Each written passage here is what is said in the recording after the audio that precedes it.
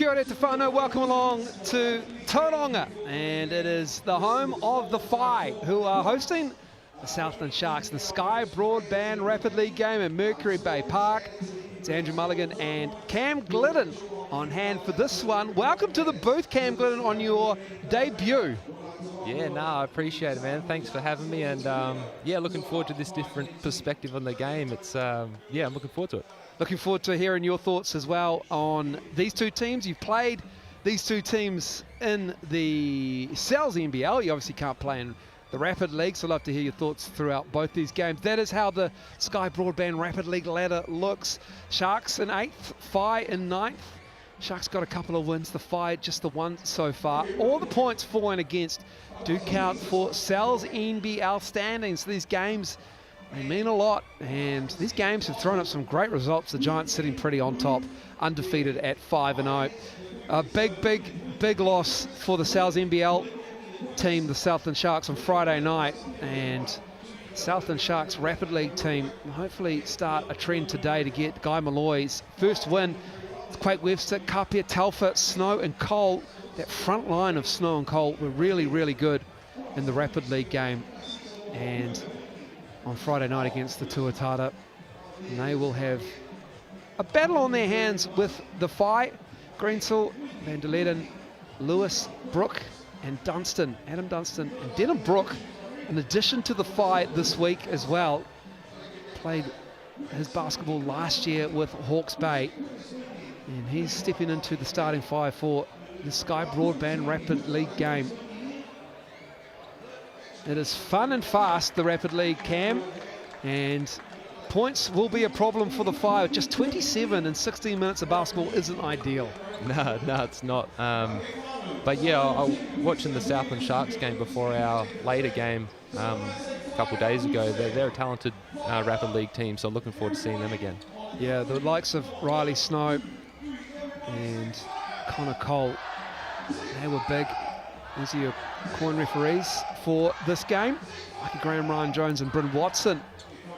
Cam, you always have a great relationship with the coin referees. Oh, I love them. I love them to death. Yeah, especially coming off those screens. Keeping it clean. You don't have to say anything. It's okay. I don't want to get you fined. I don't want to lose your fee for this game. No, they're great. I've actually calmed down with my old age a little bit. Yeah, we've perspective. got a good relationship. Yeah. You got perspective. It's great. Tui Lewis, he's moved from the Whai to the Bulls this season, and he is active. He loves getting up and down. That's what the Sky Broadband Rapid League is all about. Denham Brook going with the top knot there with the Whai colours as well. It's great to see Denham Brook back in the league. Yeah, I'm a fan of that. He and Riley Snow jump it up, and it will be Sharks ball. Kapia. Cole looking for Riley Snow. Here's Scott Telfer. Poked away nicely as well. And Telfer gets the first points this afternoon.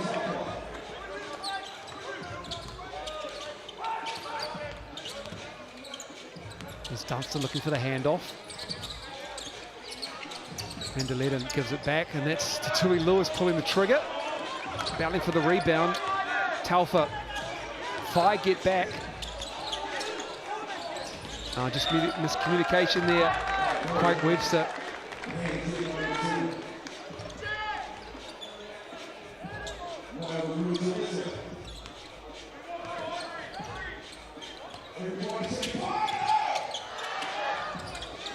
Here's Dunstan again.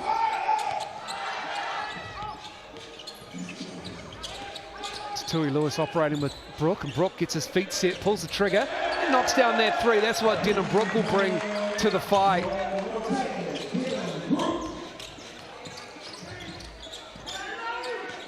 Kapia into the key, and he gets the friendly roll. Matariki Kapia.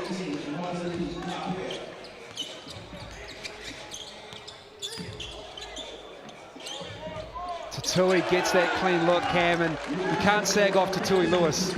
No, he can really shoot it. And that Whai offense with the back cut on the wing into a pin down, it gets you. It got me last week for sure. really surprising, and they got some good looks off of that. Riley Snow with the offensive rebound, and he's fouled by Adam Dunstan. He's back in the league as well. Great to see. Spent some time with the Bulls, and here is his two-man game. Yeah, two running to the screen and Popper and leaving him open. Not a good decision there. Taufa to get us back underway. Andrew Wheeler pulls the trigger on that one, misses it. Oh, steal. Wheeler on the three-point line. Nice spin move, Riley Snow. Andrew Wheeler, questionable for this game with a groin injury picked up on Friday night. He's out there, the 35-year-old. And a foul, big contact underneath. Tell you what, Cam, you don't want to run to Connor Cole or Riley Snow in the key. No, you don't. Yeah, he's a strong man. But that Brook, great cut by him. He was a really tough cover last year at the Hawks, and good to see him back in the league.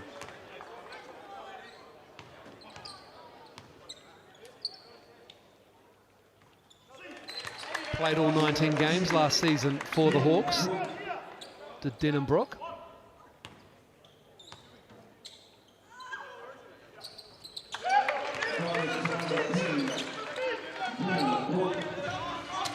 Quake Webster.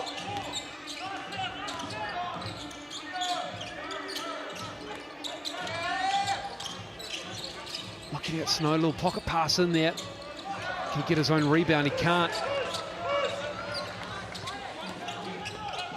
Tamati van der Linden lost it, gets it back.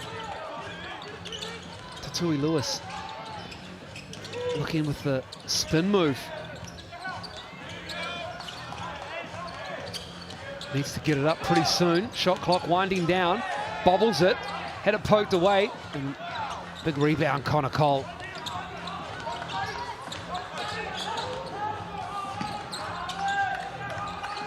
Taufa with the hesitation, a little bit wild there. Whai can stretch the lead with under 1 to go in this first quarter. Tough drive, nice defense from Wheeler. Greensell picks up the first foul.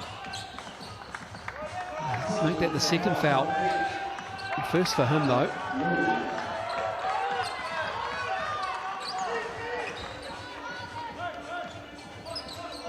Always checking on the uniforms. You like the nice styles here, Cam, the pink. What are we going with? We're going with a warm pink of the Whai.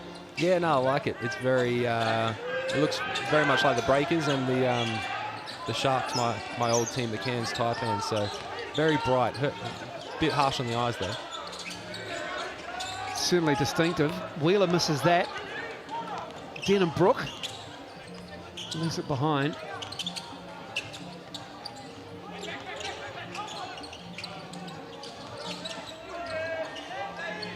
Lewis with the green light, that's his second three.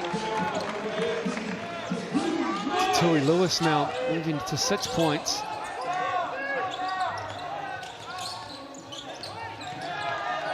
And lost, but recovered and stolen. Zion Anderson giving it up. Roden stepping through and can't get it to go down. And that will stay with the fight, with his 5-point lead. And we're just going to check if we've got enough time left in this first quarter. Time up on our score ticket, and they put some time back on the clock, 1.6.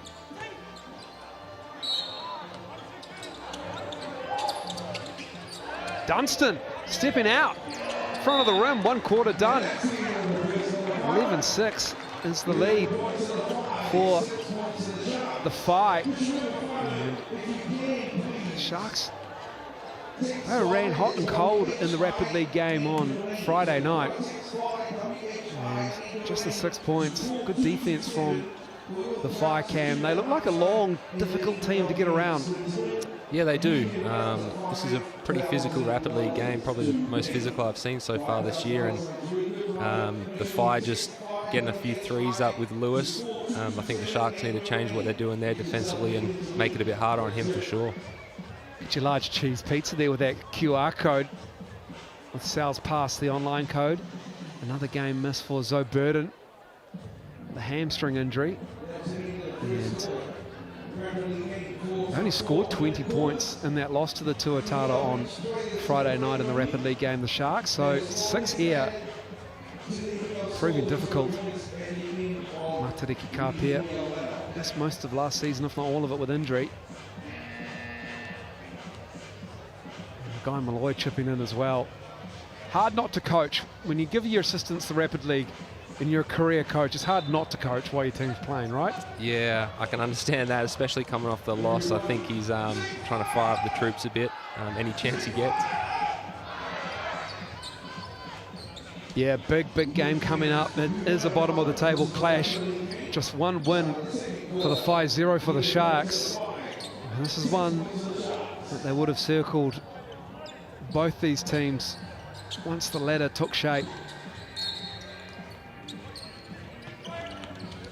Back underway, just the 4th game for the Whai in their inaugural season. And the foul is Rudan on the drive from Te Araha College.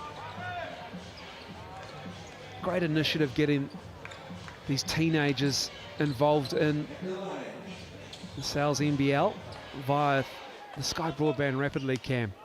Yeah, I think it's great. Especially when I was that age, I couldn't get enough. Wanted as many games as I could get under my belt. And for these young fellas, I think they're taking the opportunity that's in front of them. I mean, you got a guy on your team, the Tuatara, Jackson Kiss, who's 16 years old and put it down spectacularly on the baseline drive in the main game. Yeah, looked like a young Cam Glidden there. Very good to see. Now he's an amazing talent, and can't wait till he's fully healed from his little injury and can see more of him. That drive is not finished by Webster.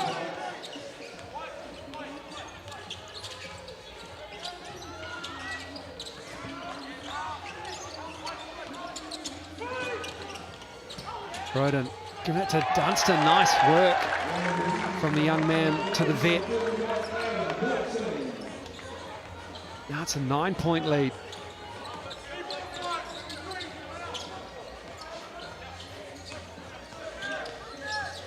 Andrew Wheeler, wide right.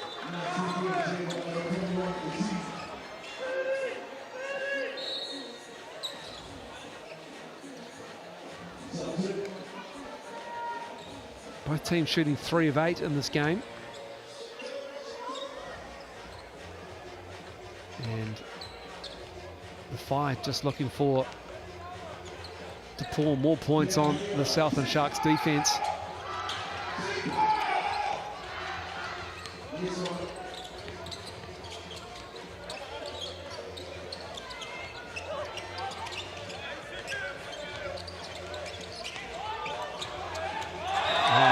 A really nice finish from Maodo Greensill, and he gets the and one from Paetia Wharikura in Hamilton.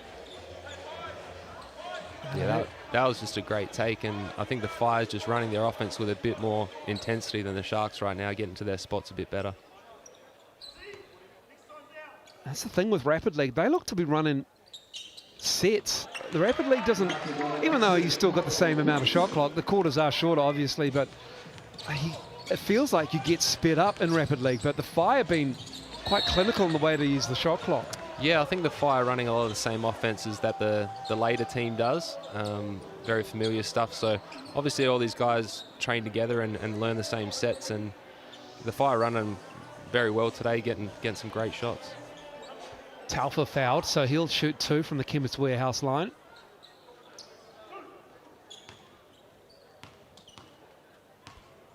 Spent a lot of time at the ears the last 3 years. And they'll need more out of Scott Taufa in this game. They'll need more out of him in the Sales NBL game as well, because no Zoe Burden. Ben Hall gets the start. Bench is shortened.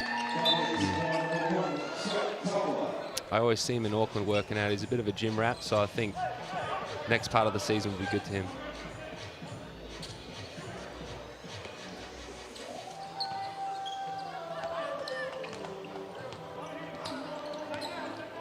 10 is the lead now.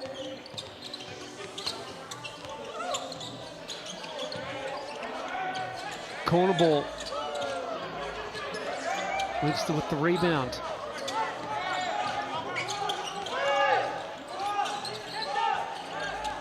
Carpia with the ball. Wheeler in the corner, chased off the three-point line. Connor Cole puts it up. In and out, Riley Snow on the offensive rebound. Riley Snow doing work. Zion Anderson draped all over him. Sharks just need to get some stops here before half-time. Dunstan pulls the trigger. Oh, knocks it down. Adam Dunstan, the vet.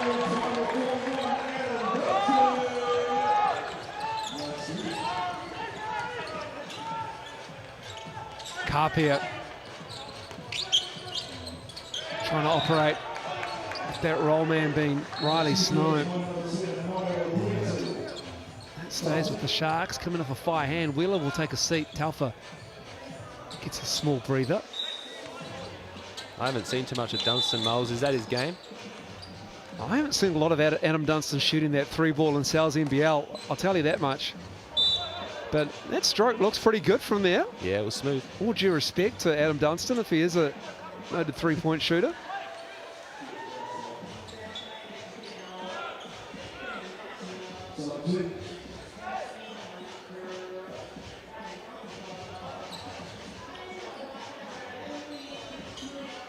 Now Denham Brook back in the game for the Whai.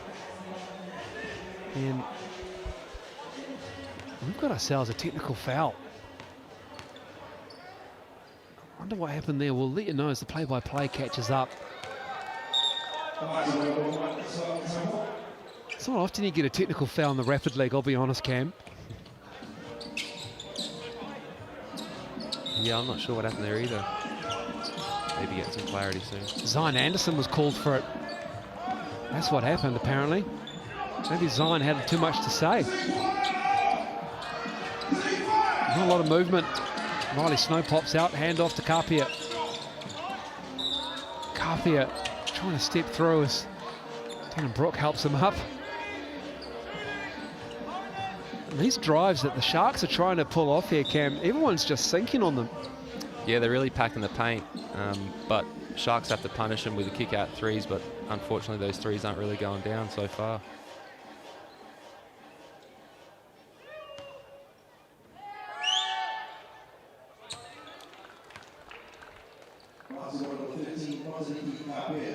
Matariki Carpia, Hutt Valley High School.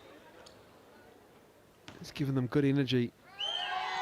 And he comes on and sells NBL. Pivotal role for the Sharks here in a couple of their wins. Closes the lead to 8. Here's Denham Brook.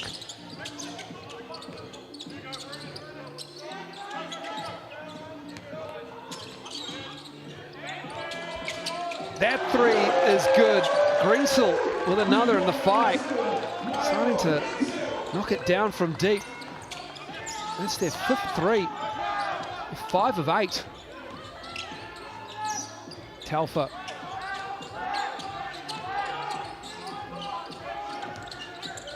Showing hard, giving him trouble as well. Nice pass to get out of trouble. Riley Snow too hard. Dunstan with the rebound.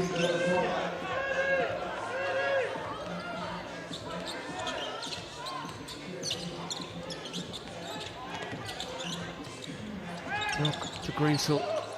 Oh, nice catch. Oh, good pass. The extra pass can't be rewarded with a 3. Shot clock is off. Taufa running ahead. Oh, commitment. The Sky Broadband Rapid League diving into the front row. Luckily, there's no one there. And that was Rudin into the empty chairs. And they want to unsportsmanlike. Just diving, trying to make a play at the ball as Taufa collected one right on his leg. And he goes to the line to shoot 2.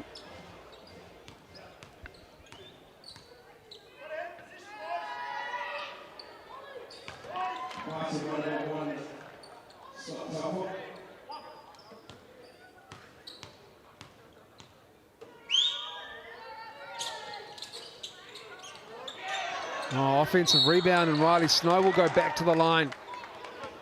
That's just yeoman's work there from Riley Snow, Cam. Yeah, a bit of a mistimed jump there from Dunstan, but Snow with the heads-up play.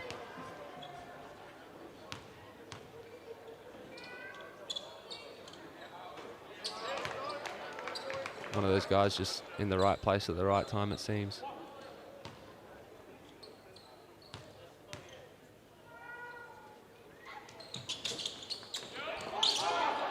And they call a player timeout. Cam, what do you talk about in these player timeouts when you utilise them? Yeah, it's a good question. I was talking to Justin Nelson the other night that I don't think our success rate at the Tuatara is too high on scoring at the end of these quarters and halves. But yeah, just try to think about what's happened the last couple of possessions and maybe someone we can isolate. Usually we try to get it to Rob and let the big fella make a decision. He's always 9 times out of 10 making the right move. You know, it's clapping and saying I'm open in the corner. Hit me. Come on, Rob. You're getting a triple team there. I actually haven't called my number this year, Come so on, next time out I'm calling it for sure. You have to. You're a vet. Come on. Plenty of time for the Whai to run something here. Oh, Dunstan popping out. Too strong. Taufa calls their player timeout. And they've got 3 seconds. Heads up play from Scott Taufa. And of course they get to advance the ball just like the Whai did. In respect to the referees, they're right on it. That timeout got blown straight away, so gives them that extra couple milliseconds to get a shot off.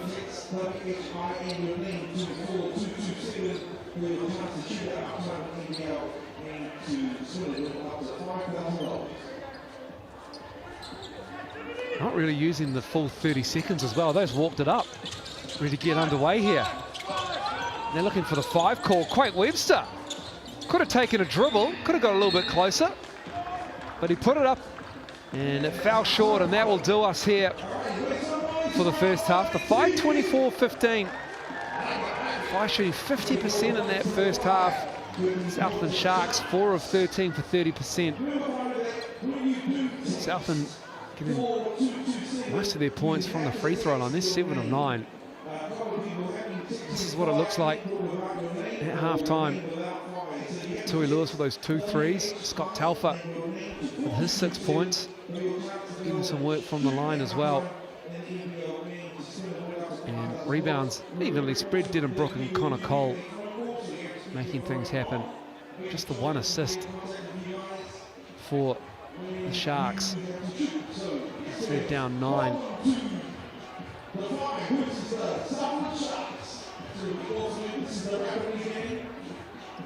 No Jaden Boucher for the Whai. Today he's out with concussion. And no Alonzo Burden. Alonzo's out with a hamstring injury, I believe. Didn't play Friday night as well. Andrew Wheeler suiting up with a groin complaint. Number 25 for the Sharks. Cam, in your storied career, not too many times you would have been in a winless season like the Sharks are to begin it. How do you get yourself out of a hole like they're in at the moment? Yeah, I think you just got to lean on every practice and your trademarks. What do you want to be as a club? I think Southland last year, they were very difficult to beat. So, you know, listening to Guy, he's a very experienced coach. And the imports have only been there together now for 1 game. I think the longer they're together, the more familiarity they all get with each other. And obviously Burton coming back will help them a lot on the offensive end. So I think they've got time, but they really got to lock in and try to get this moving in the right direction quickly. Whai won their inaugural game on the opening round, and since then they've dropped 2. Slow start to the schedule for the Whai. Going to spend some time on the road with the Whai coming up. This is round 5 of 16 next weekend. This is the penultimate game of round 4 as we get the second half underway.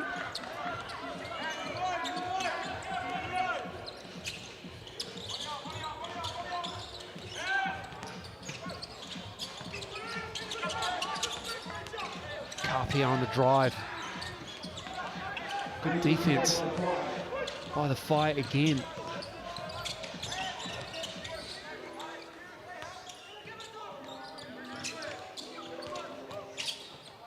And in the corner is Van der Linden. He gets it back.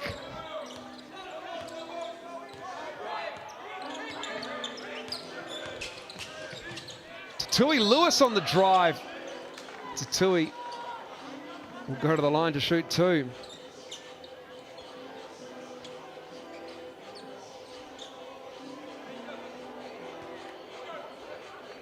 He's already made a couple threes, but shows his ability to put the ball on the floor as well. That's a good take.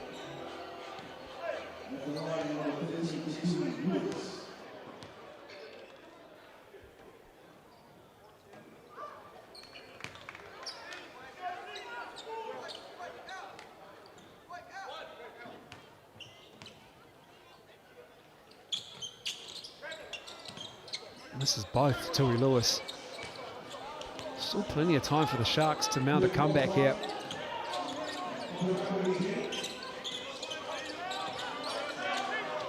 Working Connor Cole on the post. Different tactic, and Cole a little strong, but again, it's Riley Snow proving to be a handful to keep off the glass.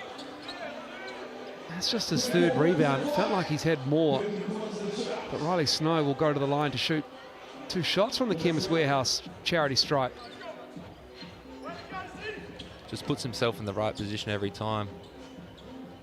Tell you what, Cam, that's his third rebound. He's all of them offensive rebounds.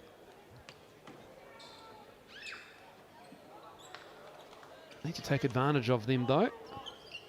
Missing the first.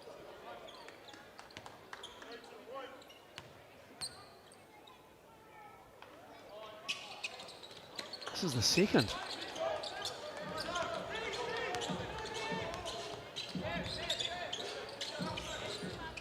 Brook trying to get around Riley Snow, and a little bit too aggressive there just with that hip check.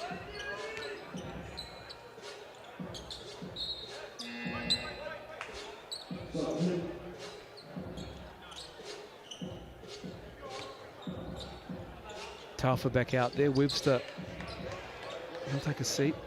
Carpia, Snow, Wheeler, Cole for the Sharks.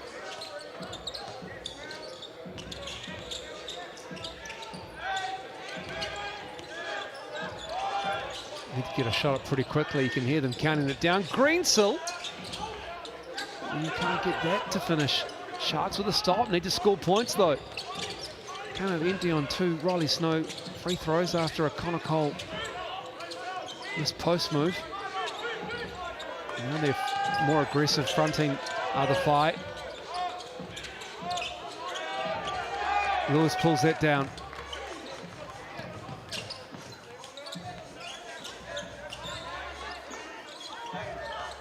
Brook, Denham Brook falling away. Tough shot. Connor Cole running the lane. Gets the roll. That's better from the Sharks, getting the stop and then getting a bit of trans action going.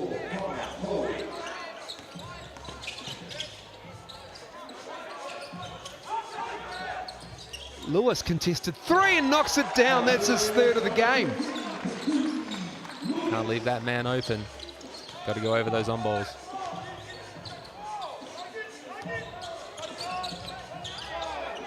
Connor Cole. One of the foul. Tui Lewis gets the ball. Oh, and the push. Tui going with the vet move there, Cam. Yeah, I think after he done it, he's like, I'm not getting away with that.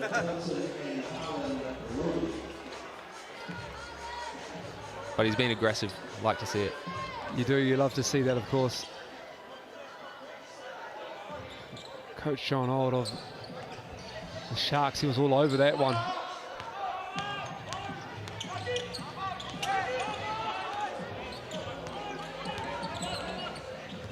Connor Cole is right over Dunstan and getting the finish. Connor Cole, you need to go through him more, Southland. He's doing work here in the third, getting position, getting looks. And another fight, empty possession.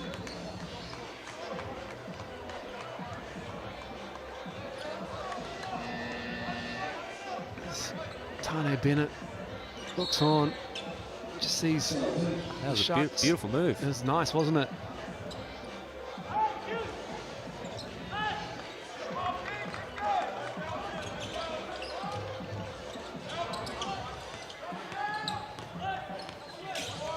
Under a minute in this third quarter. Sky Broadband Rapid League game. Connor Cole again, the runner.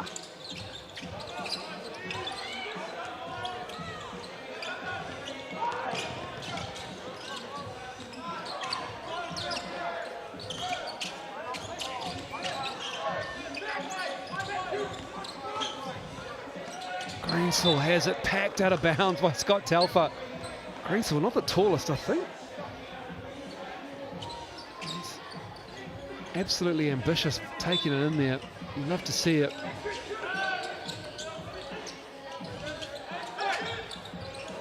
Mulder Greensell, though, hitting that open three.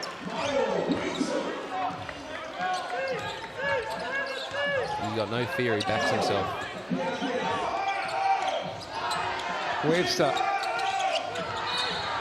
And Adam Dunstan with a classic Adam Dunstan foul. That is absolutely vintage. You won't see anything more textbook than Adam's hip getting the guy on the drive there through the screen. Just a bit late on the show, Dunstan, but these are important 2 points here. Keep the Sharks close. They've been sent to the line a lot for a Rapid League game. This is free throw attempt number 13 on the Chemist Warehouse line. Webster's good for both. Denham Brook, the catch and shoot. That's a heartbreaker for the Southland Sharks, and they use their player timeout in the third quarter. It's just a heartbreaker for Southland. Denham Brook's already down there, and no one picks him up. And they just watch it go in. So Denham Brook with 8 points now, 6 rebounds. What have the Sharks got up their sleeve? Carpia. And Denham Brook did well to stay down on that one. And the fight survive, you have to say. That third quarter, the Sharks were the more aggressive getting to the line, but the Whai cam just staying out in front. This time it's 12 at three-quarter time. Yeah, it was a bit of an ugly quarter from both teams, but that last minute, both teams managing to put some points on the board. Sharks got a lot of work to do, 12 points in 4 minutes. Tough to make up.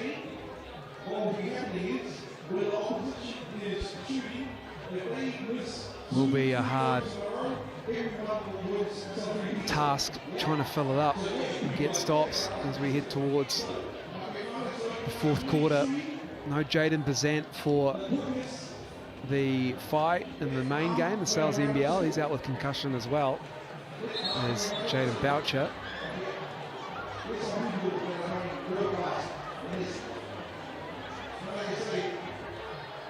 Bazant's usually not one to put his body on the line. That surprises me. Might have been inadvertent there. Joking, Jay.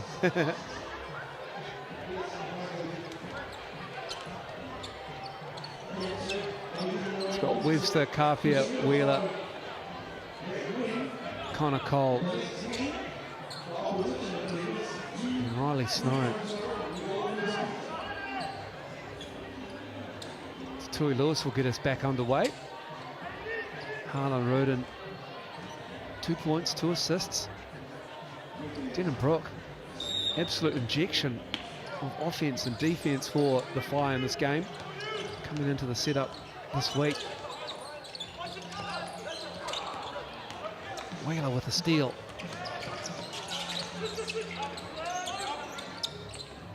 Carpia spinning. Matariki Carpia, he's fouled hard. He goes down hard. Tui Lewis got them all right on the hip there. That was a nice play by the Whai, trying to get Lewis on the rim with a curl cut, but Wheeler read it like a book, unfortunately, for Whai.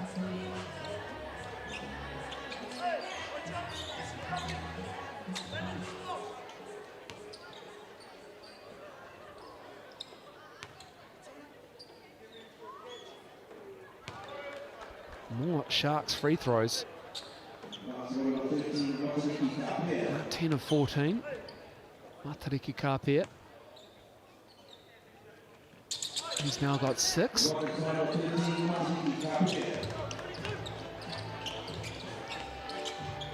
Whai leaders 10.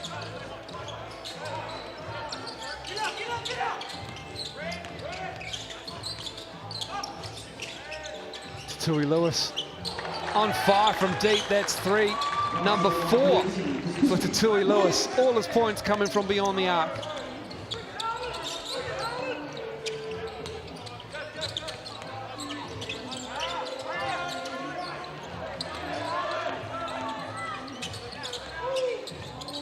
Kapia gets the roll. Nice drive from Matariki Kapia.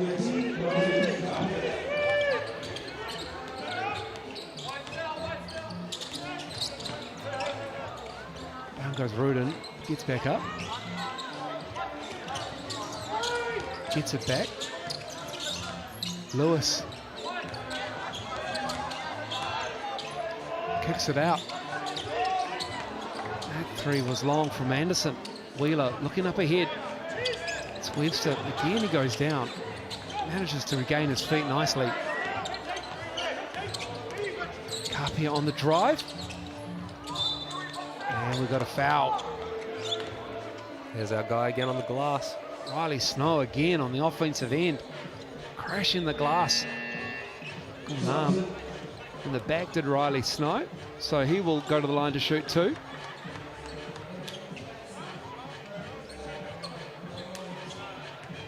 Putting himself in good position every time. Reading where the ball's going to come off, and he gets lucky. 4th offensive rebound. Ah, Quake Webster. Nice play on the inbounds. Making life interesting here. Finding just a little bit of patience exhibited.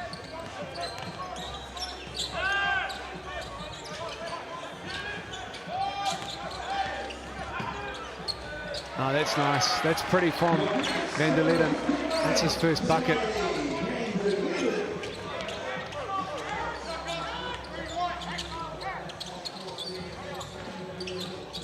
Wheeler. Talfa's 3 is long. And again, it's Riley Snow. Offensive rebound number 5. But they can't capitalize on his good work.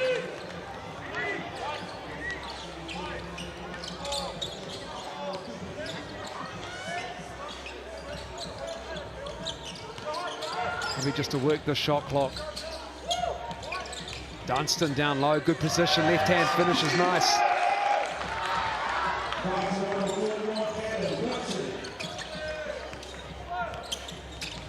$13 now is the lead. Sharks just haven't been able to drag that lead in. They've had opportunities. There's Wheeler. Can't get that to go down, and maybe just hampered by that groin injury, because that was about as clean a good look as anyone's had all game. That was left short, so Greensel resets. Under a minute to go.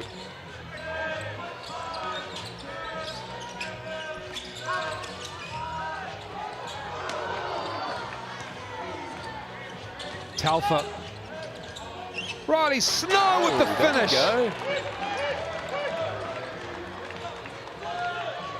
Caught a Zion Anderson body on that one. Reward for the big man, Riley Snow. 7 points, 6 rebounds. He's going again. Put it up, Scott Talfa. That's it. Reward that big man to run. And we've got a player timeout with 8.8 to go.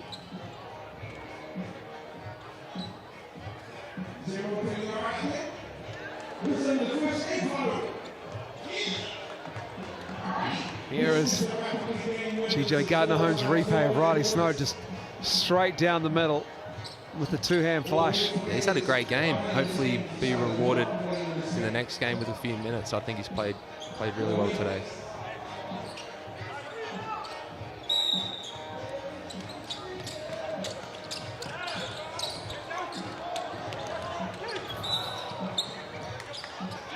And the Quake Webster just couldn't quite get that.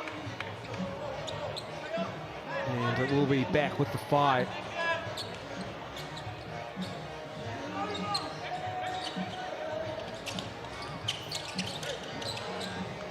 Greensill missed everything.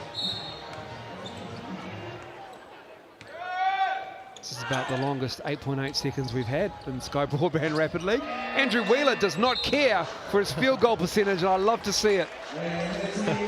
That'll be the 5 with the win here in the Sky Broadband Rapid League game. They beat the Sharks 40-31. They weathered the storm from the charity stripe to the fight.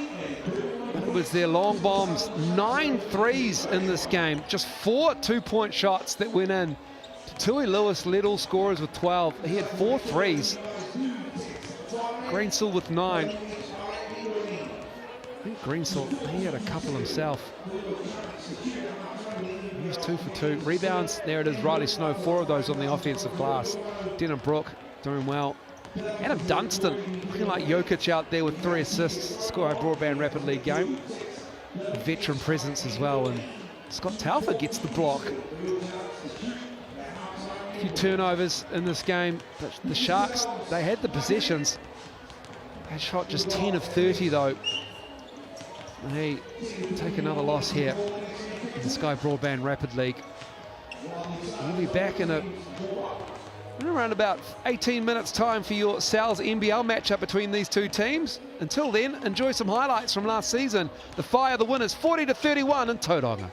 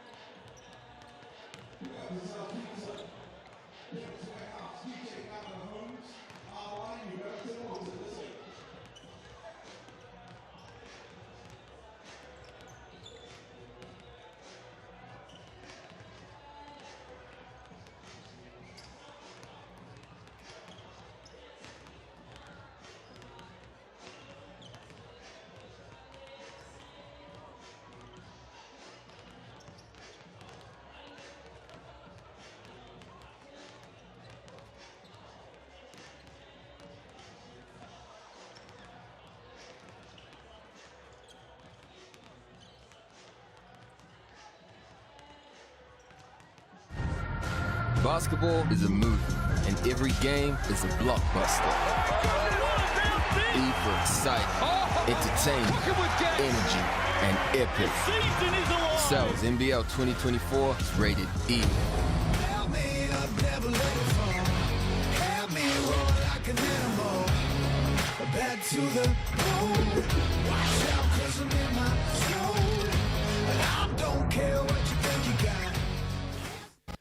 Kia ora everybody, welcome along to Mercury Baypark, Tauranga.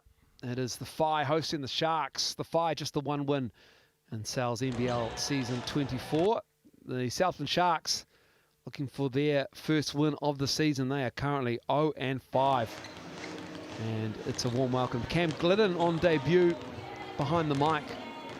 And Cam, You've played both these teams. As recently as Friday, you beat the Sharks. What can we expect out of these two teams today? Well, I'm hoping for some desperation, you know. The Sharks yet to win, and the Whai, their only win coming in round 1. So I'm expecting both teams to be fired up and know that this is a really important game for both of them, and a bit of a dogfight to happen, I think. And you can vote as to who will win the game, and using that QR code there, you can get your pick in the draw for a free pizza if you get it correct. The home advantage for the Whai, 59%. A couple of days ago, the Southland Sharks had a 40-point loss, but a couple of days is a long time in the Sal's NBL. Anything can happen. You can see Sharks down there 0-5. It's just been tough offensively for them. It has been tough for the Whai offensively as well. And their points for and against isn't much better than the Sharks. And we'll talk about that, and then we'll go into the games to come. And the last game around 4 will be straight after this one, the Saints and the Airs. What a cracker that will be. And then Cam, you have to make it back over the shore on time for Wednesday night for the Tuatara against the Bulls. That's going to be a great game. Yeah, I think it will be. Franklin playing some outstanding basketball right now, and we're trying to climb that ladder, so I think it'll be a good one. It'll be a double header on Thursday. The Nuggets and the Rams tip off your Anzac Day action, which is always a treat, some live sport on Anzac Day. Here is the starting 5 for the Southland Sharks. Asbury just landed literally on Friday morning in Auckland from overseas, from the Northern Hemisphere, and this will be his second game. Ben Hall gets the call-up after Zoe Burden misses another game. Vic Lotz and McRae. And there's a big game coming up for McRae. He is a unit in the middle, and Guy Malloy knows that he needs to get a win here to get their confidence back. And there's the interview, blah, blah, blah. Coach Guy Malloy, welcome to Tauranga. I know it's not the season that you... And this is the starting 5 for the Whai. Jet Thompson gets the call-up because Jaden Bazant is out with concussion. Cruz Pero Hunt, Marcus Holland, Phil Carr, and Vance Jackson Jr.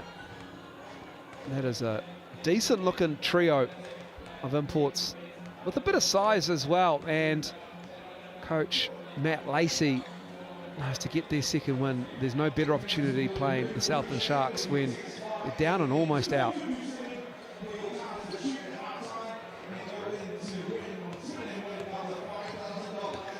Better chance.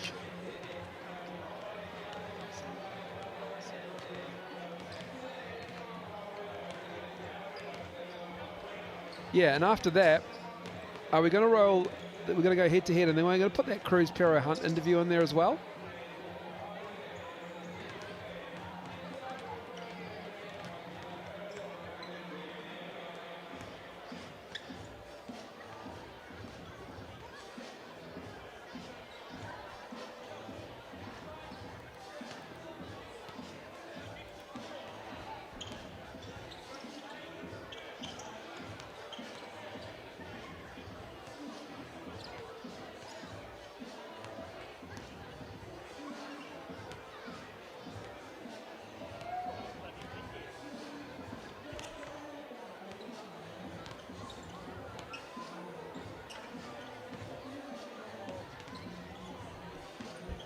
So you're going to put the Pero Hunt interview in there in the opener?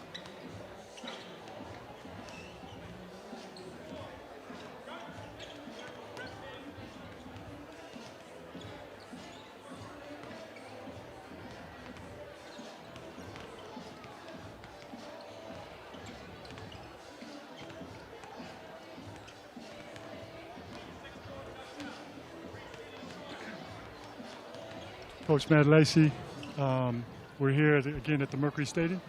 These guys are coming in.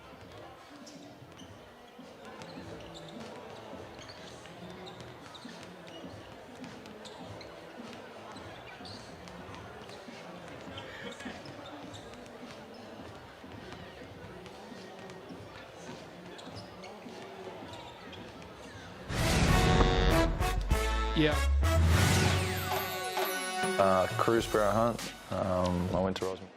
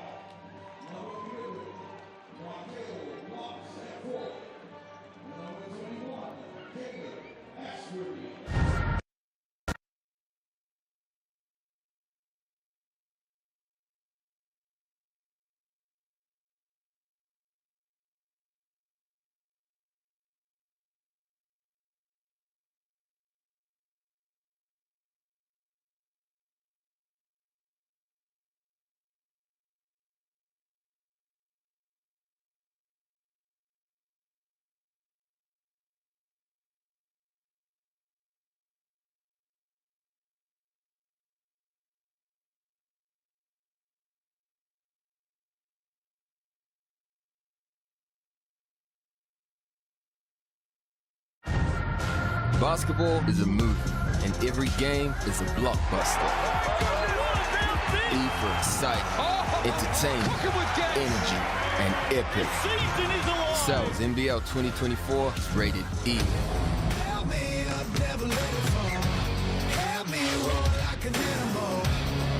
Back to the road. Watch out, 'cause I'm in my zone. And I don't care what you think you got.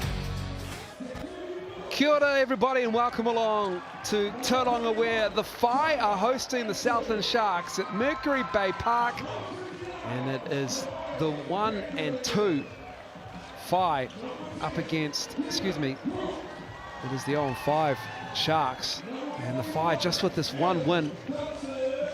And Cam Glidden, Andrew Mulligan on hand, and Cam, this is a dance of the desperates here. This is a game that both these two teams would have circled on the calendar as the season progressed through into round 4 here.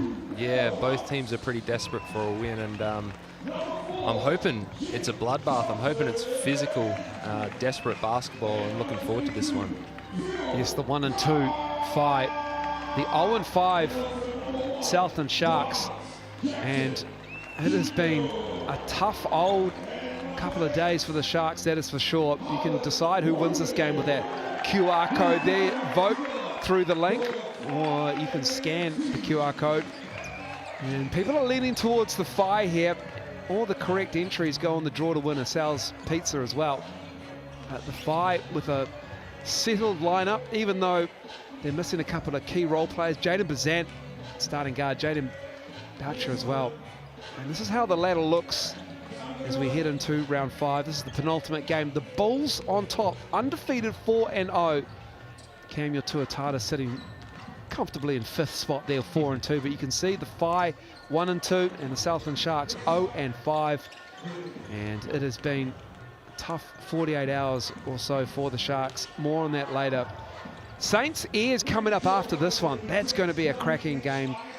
And then, Cam, you're Tuatara, you're playing on Wednesday night against the Bulls. How do you see that game going? Yeah, I think it's going to be a very physical game. The Bulls obviously undefeated, playing really well, flying at the moment. So, but we want to climb the ladder, so we're looking to put the hurt on them. So Wednesday will be a great game, get down to Event Finder Stadium. It certainly will be. Public holiday on Thursday, and then as the Nuggets and the Rams will tip us off on that with a double header as well on Anzac Day, which is great to have live sport on Anzac Day. And for the visiting Sharks, their starting 5, Caleb Asbury, he just literally stepped off the plane, Cam, as you had a conversation with him during the game. Said, "Welcome to the league. Did you just get here?" And he was like, "Yep, I did. I landed this morning. I didn't even go to Invercargill. I'm literally just touched down at Auckland." Ben Hall gets the start. No, Zoe Burden, he's out with an injury. And Gerald Vick, Lotz and McRae round out the starting 5 for Guy Malloy, and it's just building that confidence up. A win is must needed for his playing group. Coach Guy Malloy, welcome to Tauranga. I know it's not the season start that you expected. However, you are in the back-to-back. You know, how are you guys going to make some changes moving into this game? Yeah, unfortunately, it's been a bit of a perfect storm of what can go wrong. So I think it's got to build belief in each other and in our playing system and our rules, and take some small steps that way. So obviously, you know, the guys, their confidence is low, and we just need to get some small successes, I think. Colin McRae, McRae is really doing some great things. Colin McRae is really doing some great things with the double-double. You're going to probably get him into some actions and, you know, to expose him more at the low post? Yeah, I think that he really upped his work rate the last couple of games that we played, and just made a more concerted effort to present better to the basketball and get himself on the glass. So, yeah, he's slower start to the season than I probably would have liked. But as his fitness has come along, he's starting to impact the game a little bit more. And for the Whai, their starting 5 also relies heavily on their 3 imports. Jet Thompson gets the start with Cruz Pero Hunt, the 2 New Zealanders in the backcourt. And you've got DeMarcus Holland, Phil Carr, and Vance Jackson Jr. rounding out the 5 for Matt Lacey, and he will be excited to be able to get another win on the home floor in front of his home crowd in their inaugural season of the FIBA. Coach Matt Lacey, we're here again at the Mercury Stadium. These guys are coming into your building. They're playing in the back-to-back. You've got a new signing. You know, over the last week, what have you guys done in the practice session? Yeah, look, it's been a busy week. You know, off the back of the ears, we've you know, had some time to take stock and figure out what kind of our next step is. And for us, we just want to see improvement at the defensive end. You know, I thought that against the ears, we just struggled to guard one-on-one and with the toughness that we needed to. So, looking forward to the Sharks game to be able to apply that. Awesome. Now, with the Sharks playing that extra game, you guys are going to go into a little bit more transition? Yeah, look, I think transition's a big part of our game, and we want to play at some pace. So, you know, that's definitely a style that we want to lean into. I think, yeah, off the back of their game versus the Tuatara, hopefully that kind of works in our favor a little bit more. But to be honest, the focus is a little bit more on us tonight. Yeah, you just got to trust your processes, don't you, Cam? And when you've got a season like the Southland Sharks are having, you can see the stats there on the Chemist Warehouse head-to-head. Points are hard to come by for these two teams. Yeah, they are, but when I look at the Sharks and the FIBA, both really talented rosters. It's just about figuring it out, and something Guy Malloy said, their confidence is quite low. They got to flip that for sure, because if you're playing with low confidence, you're not going to get anywhere. So hopefully it's going to be a good battle. These two teams have talented rosters. It's just about who's going to flick the switch. Points in the paint will be at a premium, as you can see. They gave up 66 points in the paint, Cam, to the Tuatara on Friday night, did the Sharks. Yeah, I mean, a lot of that was transition, but a lot of that was also Rob Lowe, Tommy V having their way. So something they got to figure out, because they've got a big body in there in McRae, but he can't do all of it. They need to all swarm in there and pick up the loose rebounds and defend that paint. Well, Cruz Pero Hunt, he's starting in the backcourt. He has been really good for Matt Lacey and the FIBA, coming out of the collegiate system last year, playing for the Tuatara, and he's excited about the opportunities that a new franchise has with himself and the Tauranga fan base.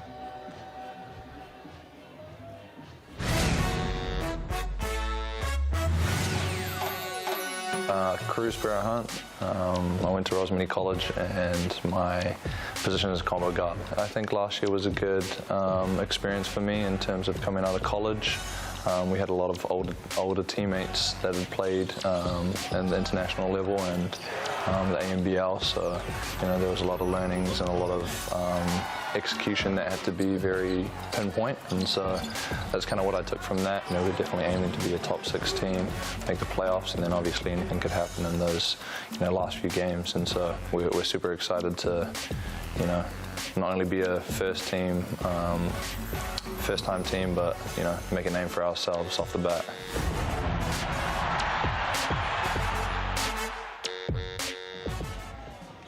Making a name for himself. That's what Cruz Pero Hunt is looking to do in the Souths NBL. About to get this game started, underway.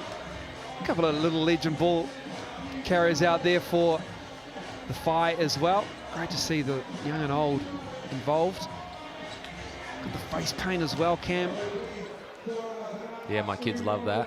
They love coming to the basketball, especially the NZNBL, getting up close and personal with the players. It's a good atmosphere always.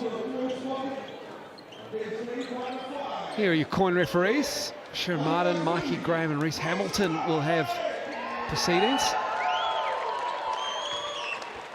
Colin McRae will get us going. And Markel Lotz, in fact. And that's starting to drop down a percentage point. You can vote throughout the game. The FIBA favoured to win this game. The Southland Sharks get their first win of the season. We're underway.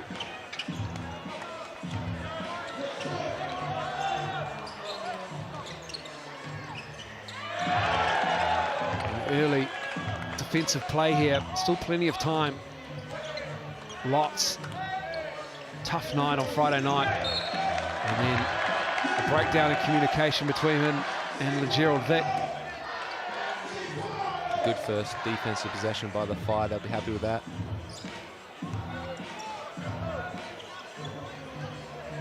Marcus Holland looks to put the gas on, and that's great hands from Asbury. Caleb Asbury, so he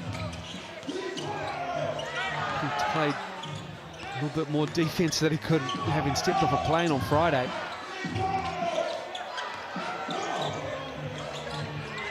Straight into the post there. It sees an instant double. Vic knocks down that three. Good start for Southland in this one. Yeah, it seems like they got a little more pop than the other night for sure. They only shoot 26.2% as a team from deep, Cam. Yeah, it's something they'll be looking to improve for sure. In this day and age, you need that three-point shot going down. Pero Hunt misses that. Turnover in transition. Comes Holland. Lotz has it. Ben Hall stepping into a three off the dribble. Back-to-back threes for the Sharks. What a start. He can really shoot at that hole. He gave us a couple the other night.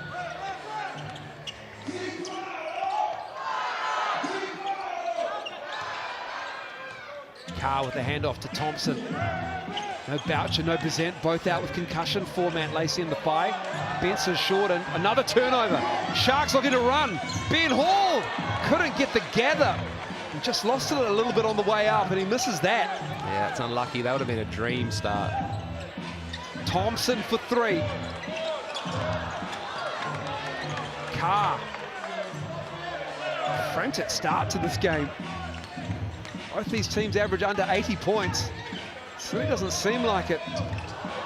Carr with the rebound off the Jackson miss.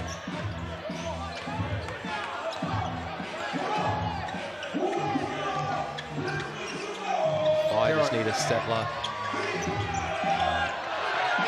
Jackson felt it and one. That's the settler. No, it's a shot clock violation. It's waved off. That's not what you need if you're the Whai. Yeah, unlucky on that. Looked like he got fouled. Would have been a nice start to the game, but they're going the other way.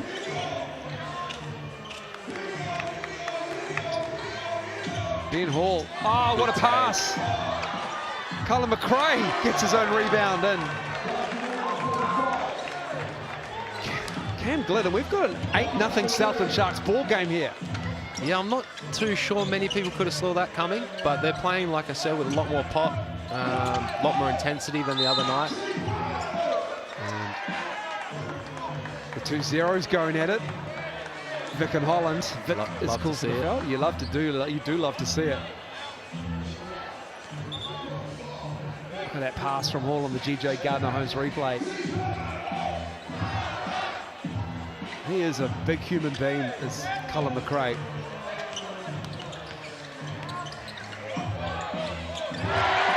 There's the first bucket for the Whai. And it's Carr for three. He's shooting 50% from three. That's Cam Glidden-esque, if you ask me. That's better than me. I'm struggling a bit this year. Hopefully next game I can turn it on. You weren't filling it up on Friday night. Didn't want to bring it up, but I thought, why not? I appreciate it. It's just lucky you've got 3 teammates with 23 points each. That's it, mate. Yeah. That's it. It's probably we do it by committee. That's the best thing about being on a veteran team, though, right?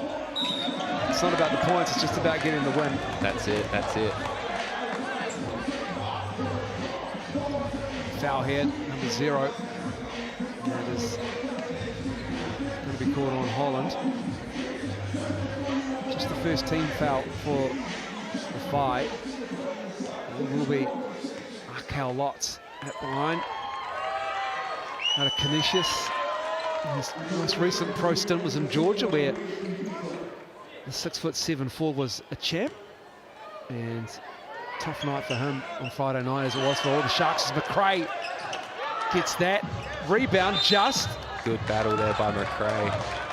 And which way is the possession arrow pointing? Jump called and it goes to the Whai.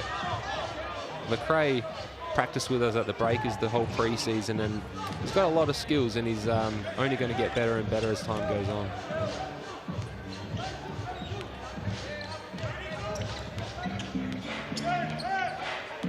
Colin McRae Played in Nelson last season for about 7 games. He's the second highest NCAA men's point scorer for New Zealand in history. As Ben Hall gets Cruz Pero Hunt on the 3-point attempt behind just Kirk Penny. Wow, that's pretty impressive.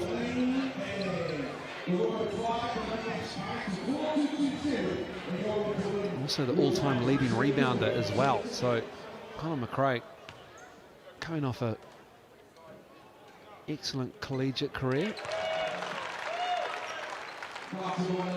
Cruz Pero Hunt makes that. Cruz coming out of South Dakota.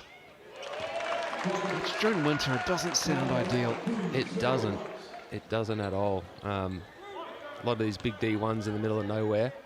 I don't know how these guys do it. I was sitting in lovely Orange County, California. Oh, Cam, what? That was a humble brag, but sorry about that. Was the pitch easy for you to decide? Yeah, when I figured out where it was, I was halfway on the plane already. Turnover for the fight.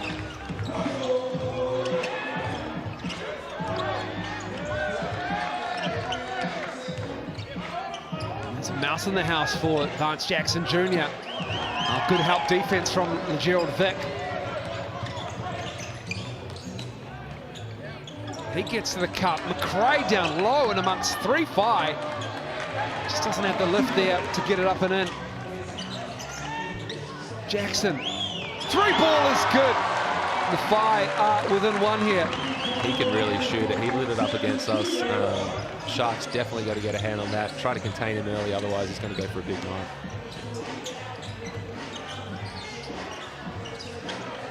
McRae. Oh, great look to Vic. Much better passing by the Sharks in this game. Yeah, McRae's got that advantage being so tall. He can see everything, but it's one thing seeing everything, but another thing delivering the passes, and he's a great passer.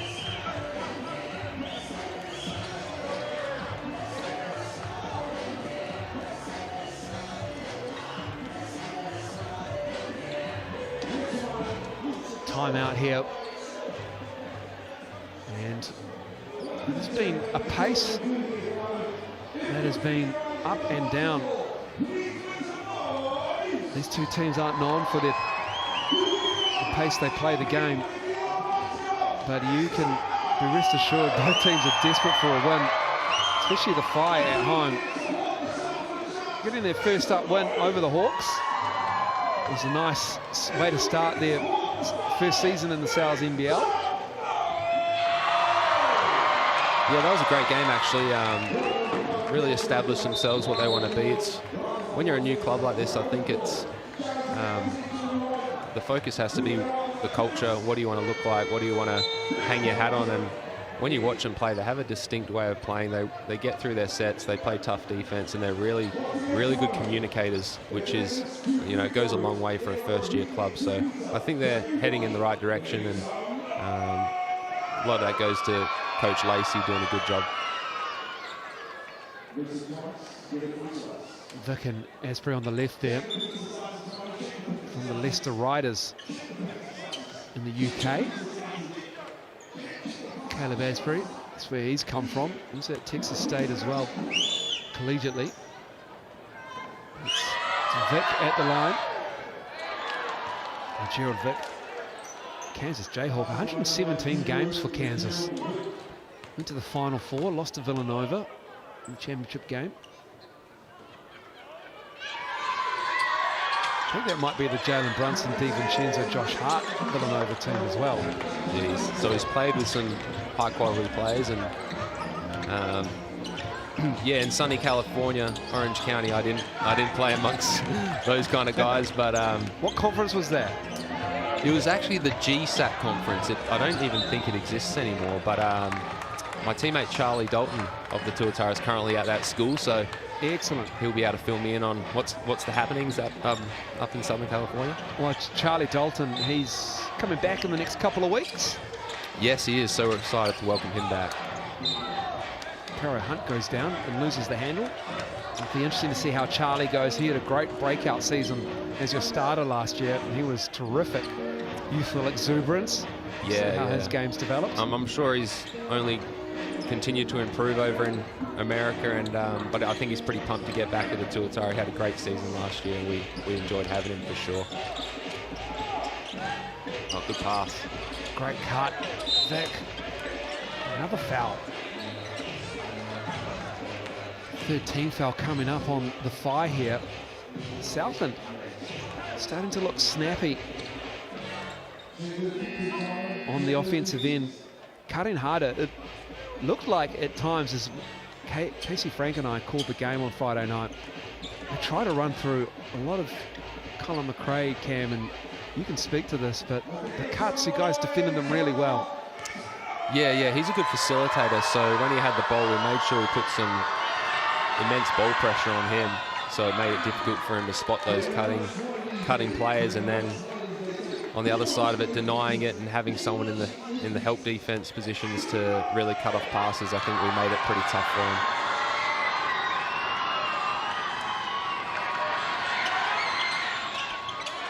Makes the second. Southland now with a 5-point lead. Denham Brooke is out there, number 10 for the Whai. He's got the ball. He was with the Hawks last year, had a couple of stints with the Bulls as well. Nice pick up by the Whai to get Denham Brooke in here. He's got an inside game. And Tui Lewis taking the three. He had 4 threes in the Sky Broadband Rapid League win for the Whai to Tui Lewis, former Bulls player. He's come down for some more minutes. The Whai. Good to see his aggression translate over to this league. That's what we like to see. He sold that well, didn't he, Cam? He did. I didn't see too much contact. But the ball don't lie. Ball don't lie, that is correct. Tui Lewis, he has been fun when he was at the Bulls, and 21-year-old product of Te Ara College in Waikato, and he's got an energy about him that shows he's got the confidence to step into a game and make things happen at either end. Sharks with a 2-point lead here. They didn't lead at all on Friday night. Lost that game by 40. Another day. Oh, Markel Lotz had Cruz Pero Hunt, lost a little bit there. Good recovery though. Vic kicking it out. Ben Hall for 3. They've had a finger on it, Lewis. And a whistle. And a foul. Now looks like the shot clock it's the reset shot clock when it wasn't meant to, so I think they'll get a little bit of time. 1 second. So yeah, it did. It was on 12 there, and then they needed to reset that. So Sharks putting it up.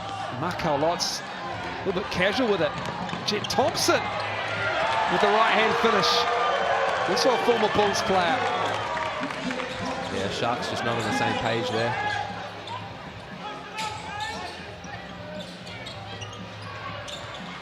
Riley Snow in the game for the Sharks, fighting for a rebound there. Jackson wants to take him all the way in. Can't get the roll. Riley Snow, defensive rebound. With 4 offensive rebounds. He's great on the glass in the Sky Broadband Rapid League. Yeah, he did some work. Good to see him get rewarded. See what he can do down low. Tough pass. And Asprey did well to save it. That was quite incredible. Phil Carr checks in. We've got a timeout just to settle things down here. This is the first quarter, winds its way down. This is evenly matched. We thought it might be. Points at a premium as both teams using their defense to try and stop a desperate opposition, get a win here. The Sharks team 0-5 on the season. And Guy Malloy, there wasn't a lot of great body language during and after the game at Event Finder Stadium on Friday night. And those road trips can be a quite old time. There isn't a true session, Cam. Yeah, I mean, I'm pretty happy to see how they've responded. They're playing at a different pace, different energy. And I think a lot of that will come back to Guy Malloy. He's a proud coach. He's been coaching for a long time. He's probably seen everything you can see in a basketball club and has ridden the highs and lows. So I'm sure he's imparted his wisdom on the crew. But for them to come out and actually do it is credit to them. So great. I'm sure they're happy about this start.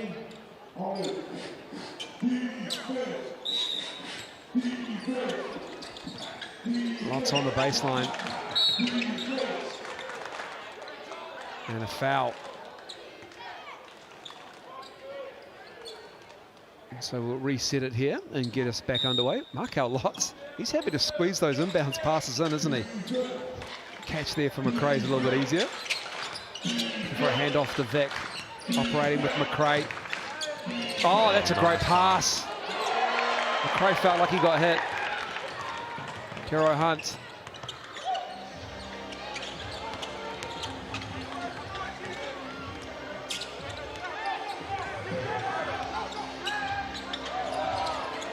Nice dive fight. Denham Brook, good recovery.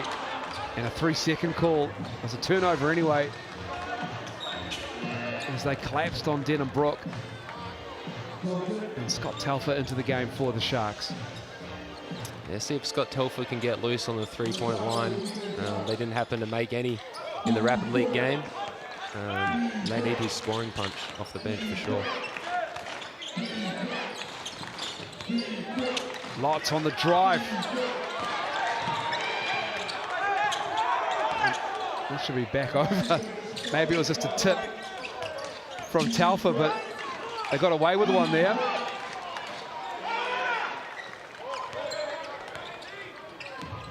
Scoring has slowed down here in the first quarter. Southland went out on an 8-0 run to begin the game.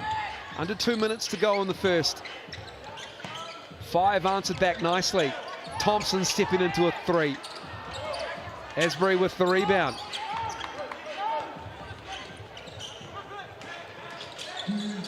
Vic in the corner. Clean look. In and out. Are you happy with that shot though? That's good basketball, good pace. His Carr swiped at by Vic, gets it back. Tui Lewis gives it to Brook. Still plenty of time, 10 seconds on the shot clock. And we've got a foul. I think it's going to be on Asbury. Jet Thompson went past him. For Asbury, coming to a new league, it's going to take him a bit of time to get used to the officiating. Just league to league, it can be quite different. So I think he was a bit shocked with that one, but definitely a bit of holding going on. Definitely a bit of a bump from Denham Brook as well. A look away, Pero Hunt misses that. Lots with the board. 3 of 13 now, the fight. And one for Colin McRae. The big man down low. Sharks weren't shooting very well at all. They are now 4 of 18, but McRae goes to the line to shoot an and one. Yeah, they're up and about. A just different level of enthusiasm with the crew, and happy for McRae there. I think he's missed a couple close ones he would like to have back, so gets one down with the free throw. That's a good seal and a good read with the pass. Breaks this deadlock to 16 now. Carpia in the game. Up on Jet Thompson, Matariki Carpia.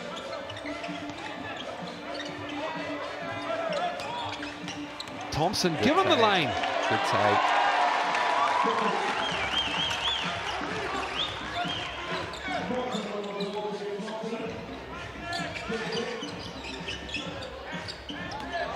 Markel Lotz.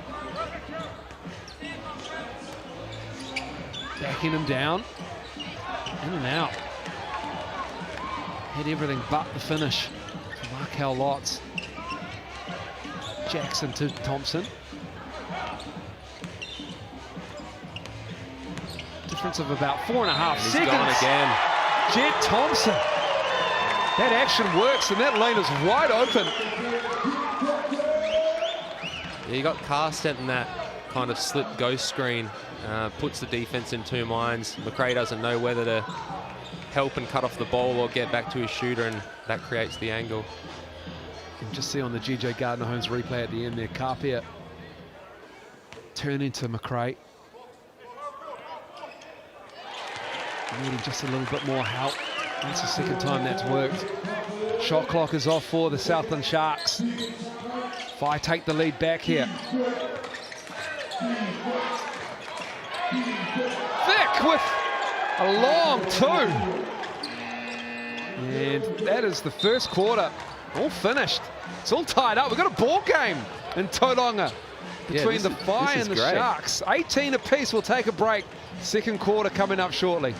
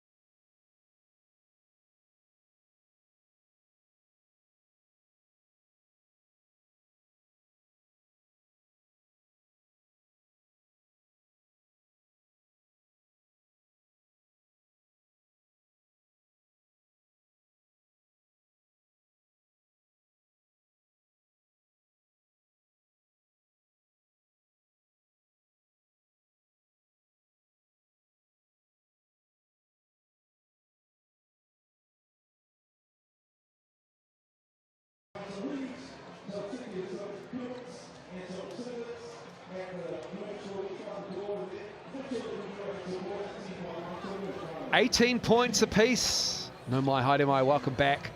We are ready for quarter number 2. The Southland Sharks doing a much better job than what was a tough old game on Friday night. And they lost by 40 to the Tuatara. Cam Glidden only had 11 at quarter time. They only had 30 in the half against the Tuatara, but from what you've seen here, you must be excited for the Southland Sharks. Yeah, I mean, in our game, I think they just lost their edge pretty quickly. I think maybe they thought they were out of it quite early and didn't have much fight, but right now, obviously, whatever Coach Malloy's told them or however they've looked in the mirror over the past day to figure out what they want to be, it's working. Now let's see if they can sustain it and make it a game in the end.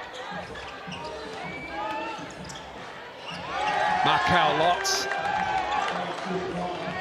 getting it done on the post. Look, come for the scoreline. Don't stay too long and look at the shooting stats. The 5 of 15 and the Southland Sharks are 6 of 21 through just over 10 minutes of basketball, but it is competitive and it is up and down. It's the Whai miss on that possession there. Lotz wants to go back, work it on. Jackson, he does well, get a hand on the ball there.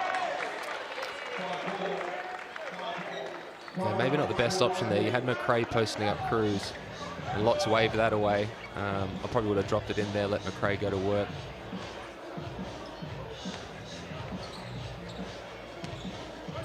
Big game coming up this afternoon as well. Ayers and Saints, who you got on that one, Cam? That's a tough one. I think I'd have to go with the Ayers. The Sam Frolling, Mitch McCarron combo seems to be working real nicely there. But can't go past the Saints either. Carr on the rebound after the Thompson steal. And then a long outlet pass to Asbury. Waiting for help. Whai get back. Yeah, that game is going to be a lot of fun. Here comes the double from the base. Good pass, McRae.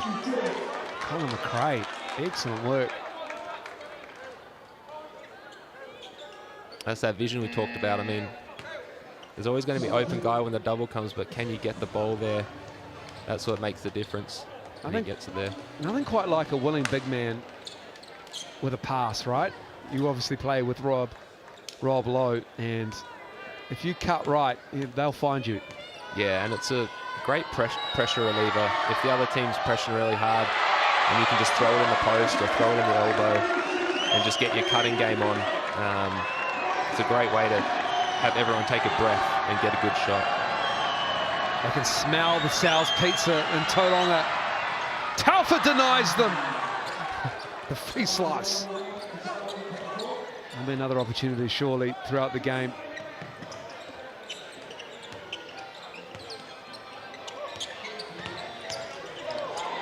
Oh, the one-on-one move is tough.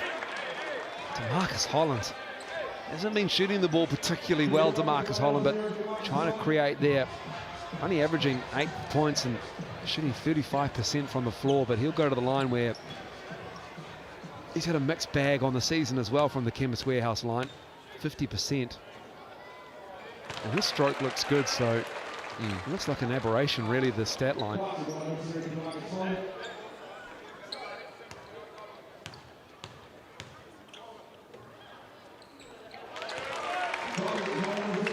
Yeah, it was a great one-on-one move, but I think for the Whai, they really got to get the ball moving. They look good when they play their system. I think that's where they're comfortable. So those one-on-one moves at the end of the shot clock sometimes need to be done, but I think they need to get the ball moving.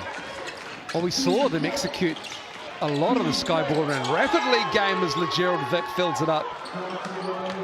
They were running plays. We don't see a lot of sets run in Rapid League as much as the Whai were running. And Holland and Carr going in a two-man game. The roll isn't there, but Carr's on the glass. And it falls to Ben Hall. Oh, McRae, great position. Nice, McRae. And he still can't get that finish. But that is so deep. And the smile is, Lindsay Tate likes to call it. And McRae will go to the line to shoot 2 from the Chemist Warehouse free throw line. Just the big fella's effort to run. It's putting a lot of pressure on the D-trans of the Whai. And even if he doesn't make that shot, another foul goes in the bank. He goes to the line, so it's a win for the Sharks. Colin McRae averaging a double-double, 10 and 10. 78% from the foul line. Was 11 and 14 on the stat line there with 14 rebounds, 6 on the offensive glass on Friday night. Misses the second. Have we? We have. Is it? It's a line violation. Got to stamp this out, Cam Glennon. This is a scourge on the game. You're not a fan? We need to make sure that guys just aren't cheating. They get the rebound. The Whai survive that. Carr for a handoff to Tui Lewis.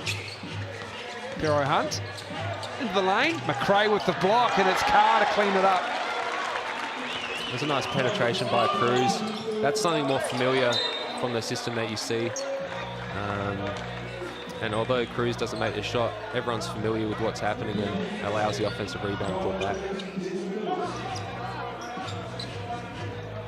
You just see, as soon as Colin McRae knows the play is either over or in their possession, he's running straight down, isn't he? He's looking to get that position as the cut is nice. The feed is beautiful. It's pretty basketball from the Sharks and Ben Hall. Yeah, McRae's having his way right now. I think the Whai need to put a bit more pressure on him. He's just finding every angle. It's a nice drive from Carr, taking McRae, crossing him up and finishing nicely. Sharks lead is 1. McRae in the high post, looking over the top. It's too easy for him. Asbury with a contested J. Tries to check down his own rebound. He does track it down. It falls to Hall. Hall regathers, gets the finish. 29-26.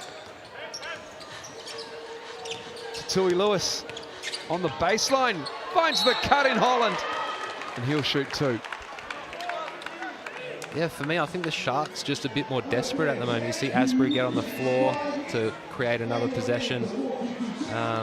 Whai's going to have to lift their intensity. They're just as desperate for a win.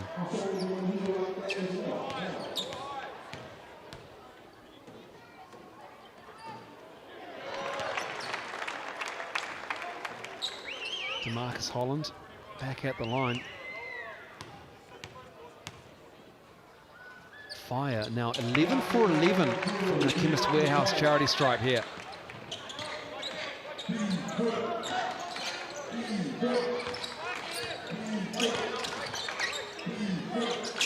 Lots in a two-man game with Vic, facing up on Brook.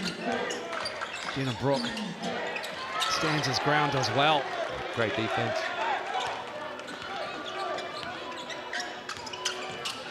Here's Holland.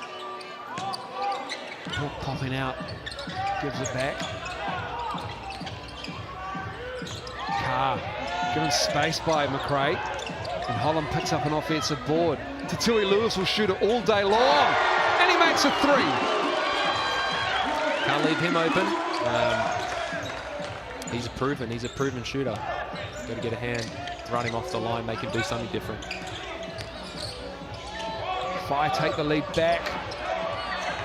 Empty position there for the Sharks. Here's Holland. Good defense from Vic.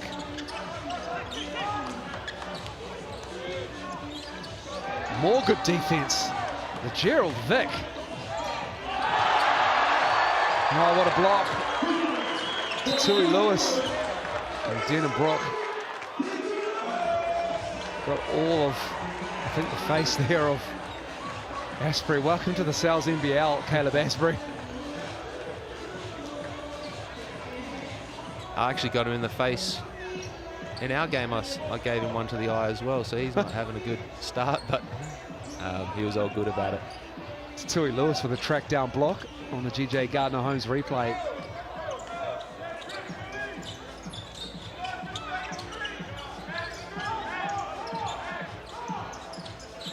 McRae up high with Vic. Vic pulls it back, knocks it down.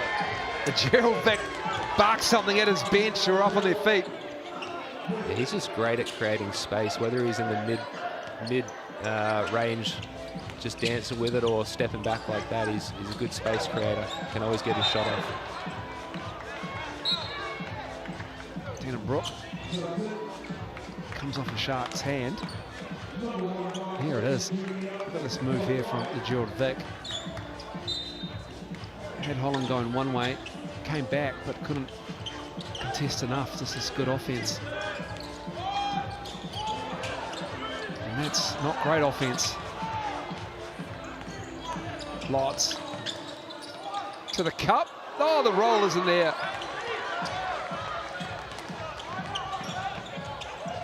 Jet Thompson kicking it out. Jackson for three. Vance Jackson Jr. knocking it down.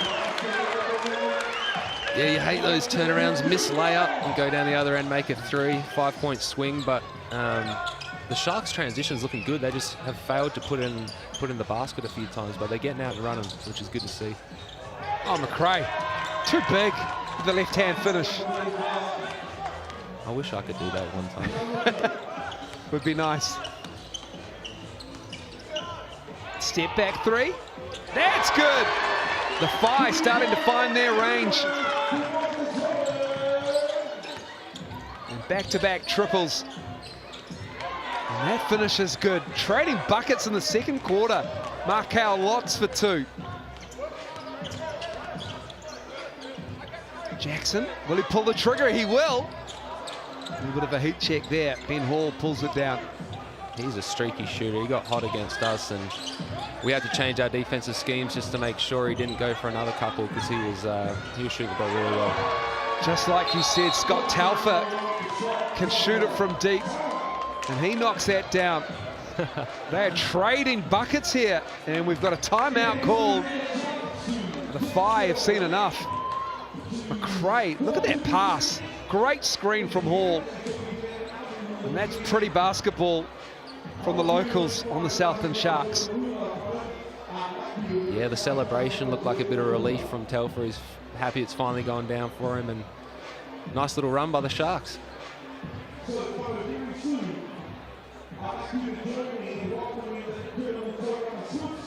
And this has been another good quarter of basketball. The shooting percentages are creeping up towards 40%. It's certainly not through a lack of looks. Both teams starting to find their rhythm in the second quarter, Cam.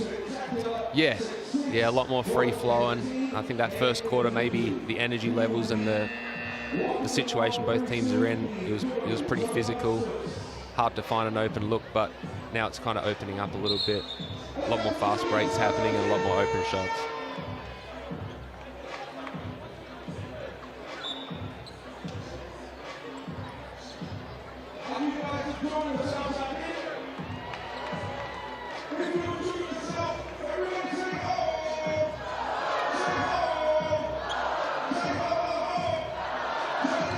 Scott Telfer knocking that three down, just 29% from deep so far this season.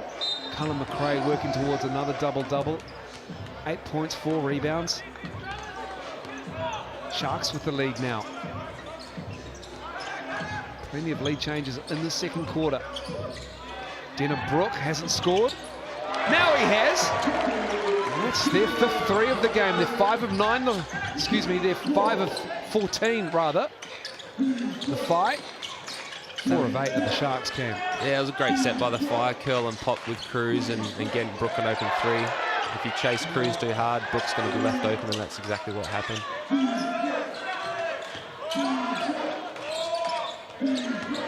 2 to shoot. Ben Hall. Telfer.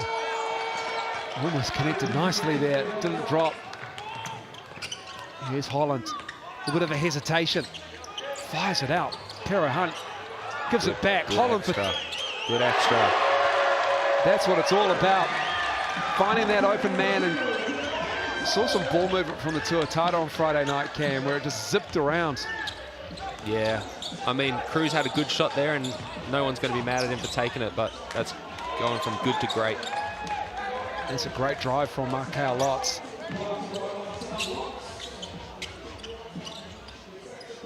Keep in mind, they only had 30 to the Sharks at halftime on Friday night. Up to 40 here with 1:25 to go. Whai looking for another bucket. Jackson, oh, look out. Good help from Telfer.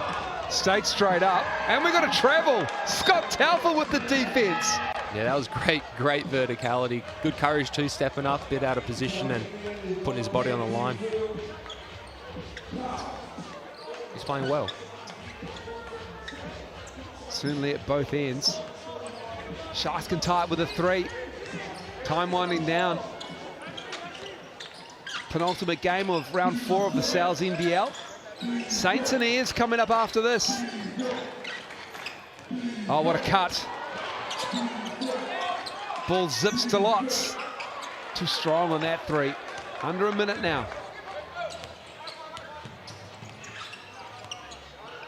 Holland. To Tui Lewis. Pulls the trigger. And the Southland Sharks will have it. Both teams with their player timeouts available. Just a tick under 45 seconds to go.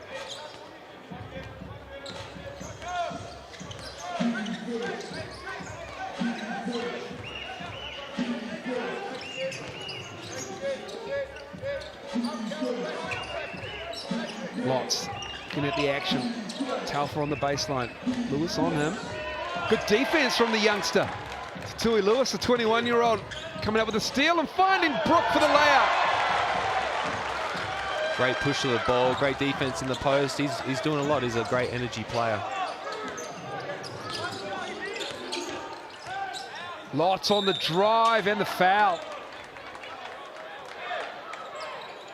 Markel Lots will go to the line to shoot 2. Yeah, great play by the Whai, but just not enough desperation to get back and make a good defensive stand to finish the quarter. And a great take by Lots, recognising the advantage he had. Markel Lots here with 2 shots. Whai, if they can secure the rebound, can call a player timeout. If he makes a second, they can advance the ball. Misses the first. Again, the crowd in Tauranga can smell that free slice of pizza.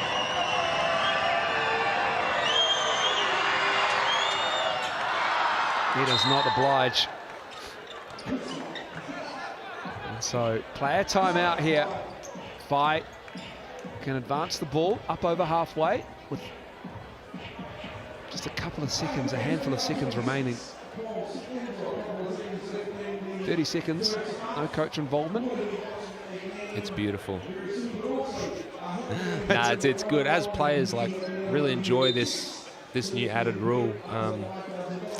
I don't think as Tuatara we've been too successful with what we've drawn up as players, but it is awesome to come together and try to figure out a plan to get that final shot off. Still plenty of time, 6.4 seconds. Finding Carr. Looking to go one-on-one here. Puts it up. Oh, they almost try to gather and get their own player timeout, but that is half-time here in Tauranga. The Whai with a 4-point lead, 45-41. Plenty to talk about at half-time. We'll be back after the break.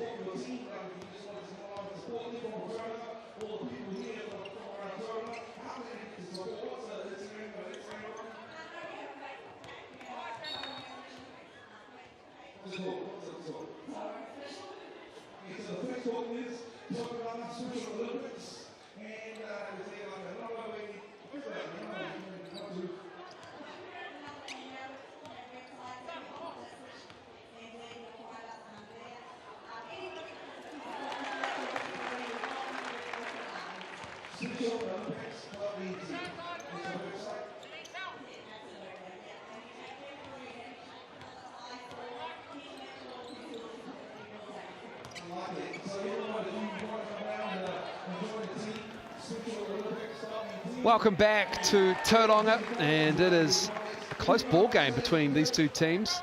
It's bottom of the ladder stuff, but it's tight between the Whai and the Sharks, as round 4 is a continuation of inclusion round in special relationship with the Special Olympics and the NZNBL, which is great to see, provide an opportunity for Special Olympics athletes to show their skills on the floor. Andrew Mulligan, not Casey Franks, sorry, Cam Glidden on hand, making his debut. The former Boomer, over 300 games in the Australian NBL. Cam, and take a look through some of these stats here, and individual stats, especially Gerald Vick getting it done, leading all scorers with 14. Yeah, he's a talented player. He just knows how to create for himself and others, and getting it done. I think they really need him to continue this production in the second half if they want to come away with a win. Phil Carr working on a double-double as well. He's got 8 points to go with his 10 rebounds. McRae just 4 rebounds at the half. Here's a double-double machine. Holland with 3 assists. They struggled for assists to the Sharks on Friday night, and in this game so far at half-time, just the 5 assists. The Whai have 7 overall. And Tatui Lewis getting 2 blocks. Crane Asbury on the defensive end as well. A few steals. It wasn't great on Friday night for the Sharks. They turned the ball over a lot. And 18 turnovers. I believe 17 of those were Tuatara steals, Cam Glidden. So the pressure is there, but at the moment they have responded well. How do you see the second half playing out for both these teams? We'll start with the Whai, the home team. Yeah, I think they're playing well. I think they look a bit different to what I've seen so far this year. I think they're playing a bit too much one-on-one and not in the system that has made them pretty tough to guard this year. But it seems to be working okay for them. That it's a pretty close game, but I'd like to see them get back to running things specifically for their main scorers and getting the ball a bit through the hands. But I think the Southland Sharks, their pace and their intensity, they've got to ramp it up even more if they want to get off this 0-5 record they've got happening. Yeah, it's going to be an intriguing second half to come here in Tauranga, and we'll have it for you the third quarter after the break. It is the Whai leading the Sharks 45-41.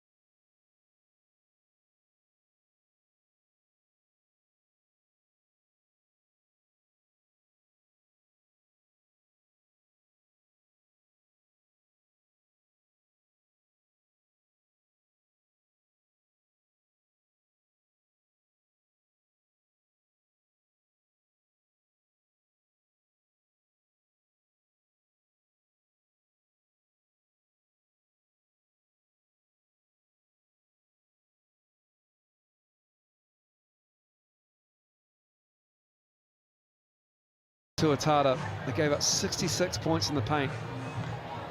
And they've only given up 12 to the Whai here. And as you mentioned at the top of the broadcast, there's probably a lot of trans action going on there as well against you guys in the Tuatara, getting up and down. The official partner, stats provider of the Southland NBL is the Chemist Warehouse. Bench points, only 4 bench points for the Sharks, 11 for the Whai, who are playing without Dezant and Boucher for this game, both out with concussion. And their rotation is shortened a little bit, though bolstered by the arrival of Denham Brook there, number 10, to the right of the huddle. Jet Thompson got the start in this game. And they are led by DeMarcus Hollins, 10 points for the Whai. LeGerald Vick, number 0 there, leads the Sharks with 14. Phil Carr with 10 rebounds. And Callum McRae, he's been excellent. Just high post, mid post, low post. Everything, when they're in the half-court set, goes through McRae, it feels like. Yeah, his stats aren't screaming out at you, but I think his involvement, and he's had his hand in everything. So whether it's been good passes to set up good shots or timely rebounds, he's just been has imprint on the whole game so far. Bruce Perro-Hunt had it knocked out of his hand. He thought there was a foul. As the third quarter starts.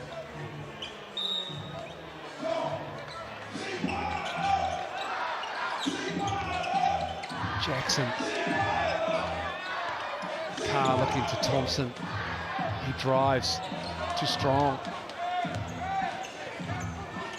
He's been getting downhill really well, though, putting pressure on the rim.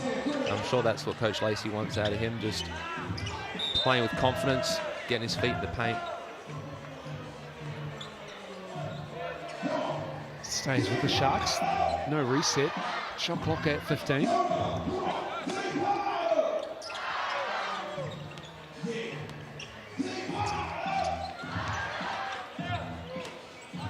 Lots.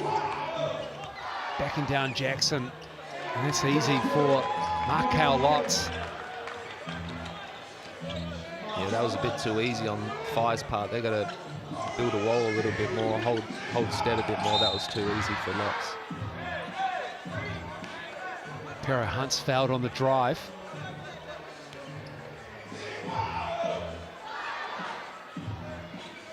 You've forced him to catch it pretty far out, but then you've just given up ground a bit too easy there.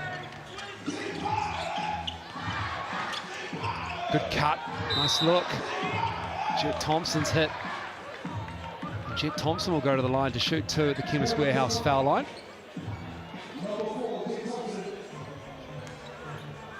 I don't think he's giving away pizza. That's a good point. What is Jet Thompson shooting?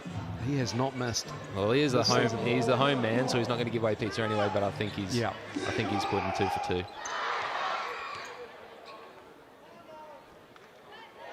He's not doing what Boban Marjanovic did recently in the end of the regular season and gave up free chicken for everybody. What a legend. For the Houston Rockets. I think was it against the Clippers? I think it was. Yeah, I saw that. Just purposely missed 2 for the fans. In between, he said, "I got you. I got you." To the crowd. I mean, that's great. Jackson pulls down that miss.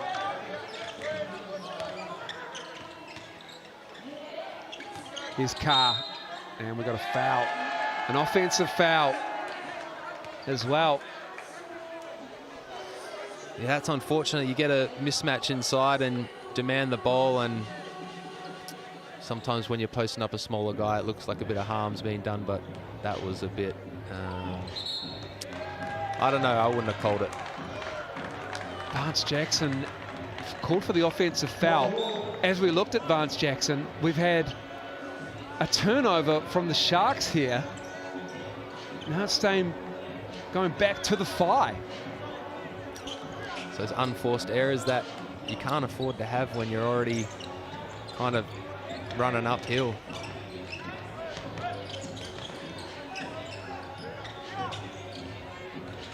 Brook with another three. That's what Denham Brook can do. He'll stretch the floor for you.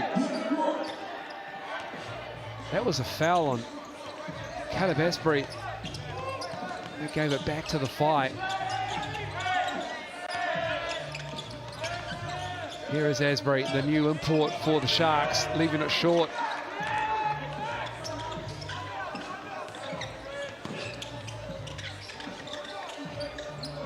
Jet Thompson. Denham Brook. Heat check. McRae pulls that down. Smart decision by Thompson, getting it to the hot man, trying to ride that wave. It's a good teammate right there. McRae up high. Nice catch. In amongst the traffic from Vic. Good look from the big. But good defense from Denham Brook. Just stood his ground, really. I feel like Vic can be more aggressive, Cam, around the rim. He looks like an athlete as Jet Thompson knocks down a three. Yeah, I think he's going to need to be. I think he's going to need to put this team on his shoulders a little bit. Not selfishly, but I think they're going to need it. Jet Thompson, that's his first three of the season. He gives them a 9-point lead.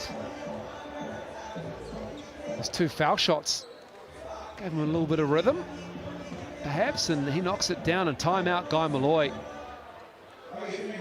He's seen too much and he doesn't like defensively, probably. And he needs to talk about it with his team. Letting the Whai start to get away a little bit here. Yeah, it's these small changes, this timeout. Like, how are they going to respond? Obviously, on Friday against us, they didn't respond very well when we went on a run. And if you want to build, take steps forward, see how they go after this timeout. The first 2 minutes will be very telling about where their mindset's at.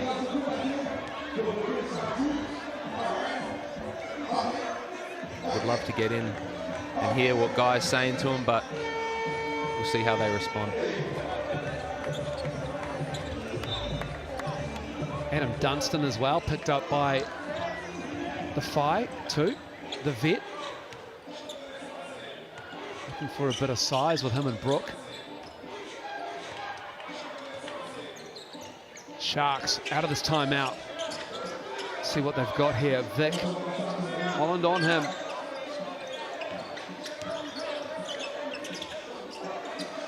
Asbury in the corner, that three is a welcome addition to the scoreline for the Sharks.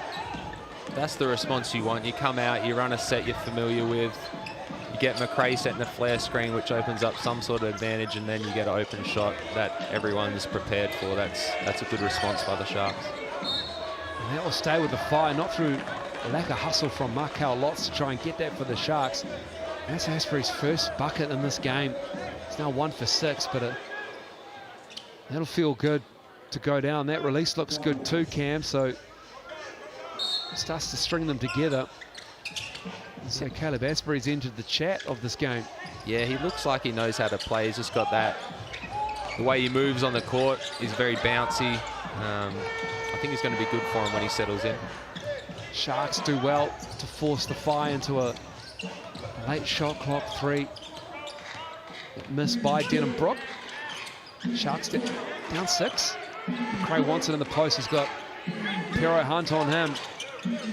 Asbury fouled by Jet Thompson. Foul on the guard, and that'll be the second team foul for the Whai. McRae again with the mismatch, throw it in. Doesn't always have to be an assist, but they're going to trap him, and it's all about making the right passes, and he makes the right decision.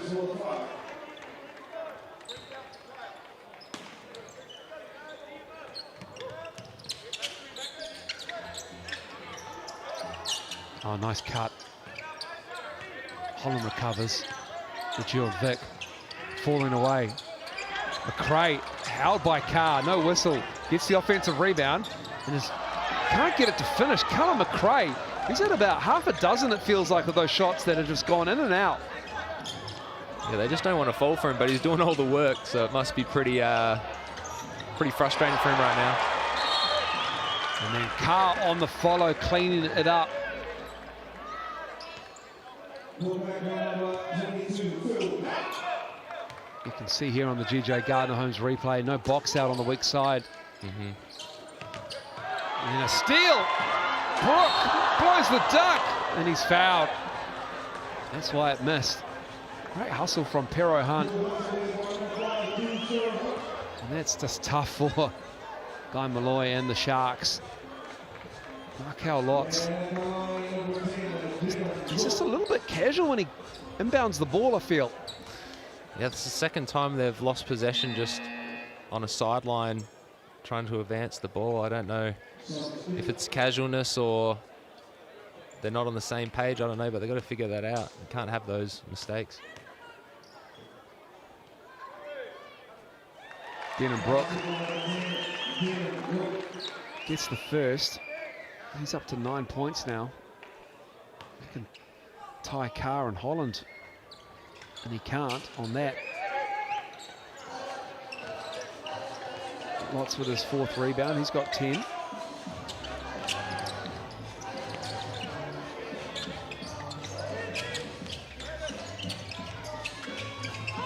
Nice catch deep from McRae. And that's good at basketball. Nice little simple screen and roll, but when you got a screener as big as McRae, it's going to cause some problems. The big fella gets the roll in finally. Carr with the up fake. Oh, he tried to throw it down, but Ben Hall commits the foul.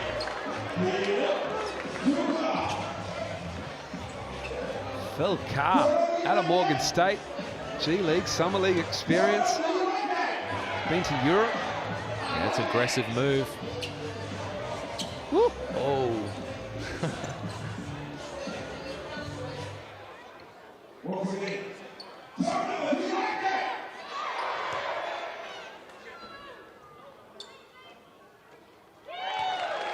11 points, 13 rebounds for Phil Carr.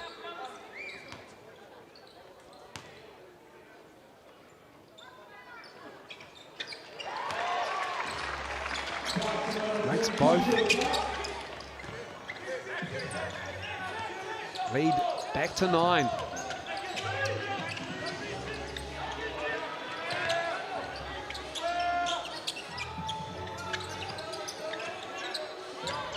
McRae looking for a handoff. Turns the corner, lost the handle. And it came off the fire, so it stays with the Sharks with 7 on the shot clock. Yeah, a bit passive at the moment by the Sharks, just playing around that 3-point line. Need to break some paint, get some aggression, just like that. He felt the bump, puts it up, no whistle, and the offensive contest on the rebound came up short, so it goes to the fire here. Under 5 to go in this 3rd quarter.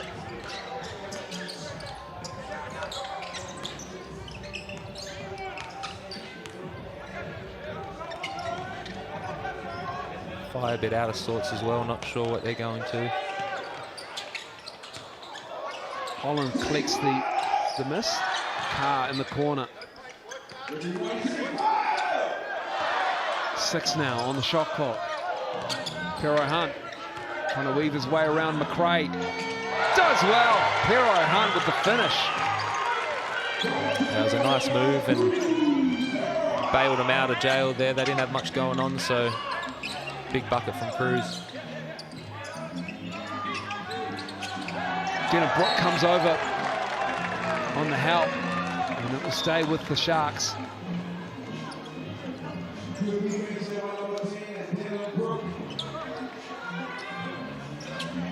Just a little bit of a hesitation and using the separation on the G.J. Gardner Holmes replay.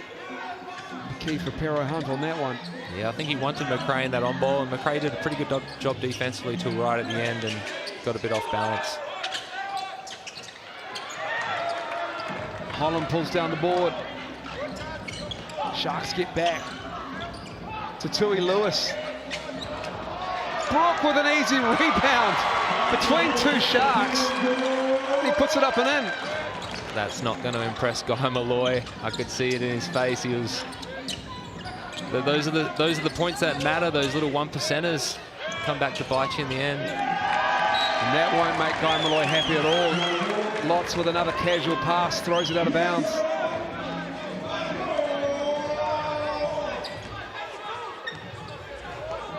How long do the Sharks let this run go against them? They got to dig deep and find a way to get a stop. Otherwise, this is just going to snowball. Jackson fires it into Brook. He's tied up by Lots. Nice curl, nice cut by Denham Brooks. Denham Brook, and he's up to all sorts in the key at the moment. He's making things happen for the Fire, their late addition in the week, Denham Brook.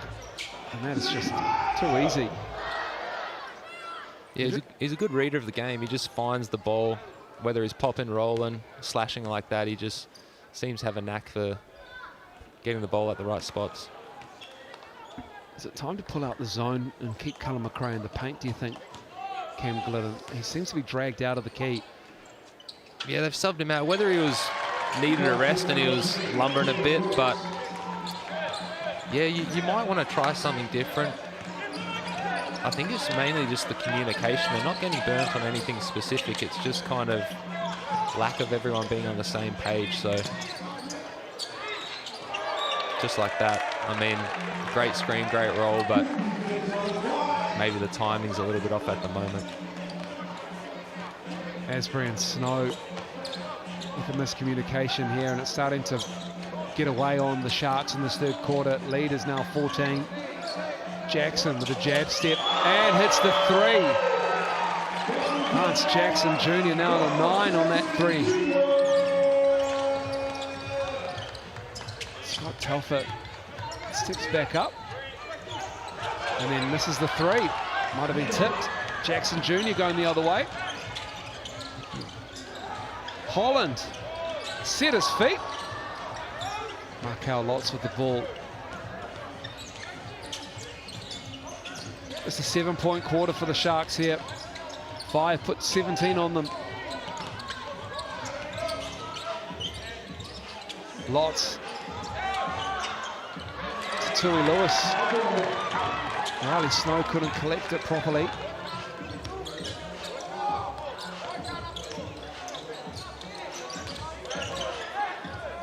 Oh, he's feeling it. Yep. It certainly is. Another three. Now the lead is 20. Yeah, that got out pretty quick. I mean, for the Sharks, things aren't going well right now. You got to get into something familiar. Take a deep breath. Personally, I would like to see Vic back in there. Taufa taking control. To Tui Lewis, streaking. Ben Hall with the defense. Oh, that's nice. Scott Telfer finally. They get a bucket. Yeah, they needed that. Hopefully calms the nerves a bit, but man, they got a lot to talk about at this three-quarter break.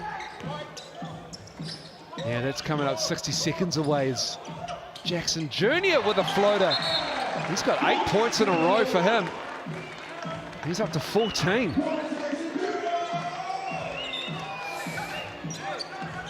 Yeah, he can score in bunches. He's a talent.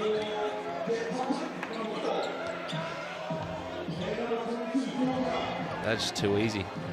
Way too easy. He jumped around the collegiate ranks, started out at UConn, University of Mexico, Arkansas, East Carolina. Had stints in the G League as well. Lance Jackson Jr. 18 points a game he's been averaging. And he is advancing to that average pretty quickly here in the third quarter. With 8 points. With 55 seconds to go.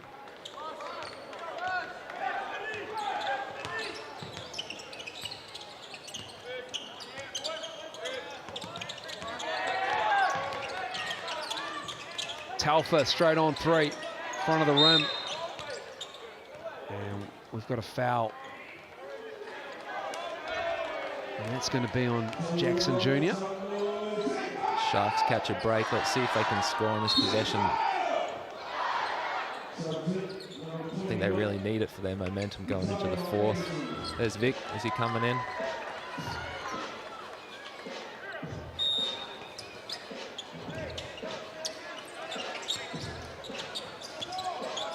Hall for three. Ben Hall knocks that down. That's big. That's huge.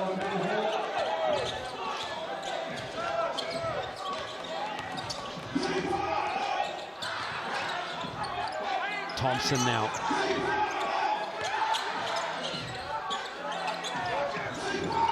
Trying to find Holland. Carr, rather. Thompson with a look. Jed Thompson with another three. He's got 14 in the game. That was great ball movement by the Whai. Asbury misses that, and that'll do us. Oh, Whai, he dribbled it out. Unlucky. And Southland will get, I think, about 0.6 to play with here. Do you use your timeout, Miles? Do you? Oh, no, you don't need to. Asbury with the athletic catch and the and one.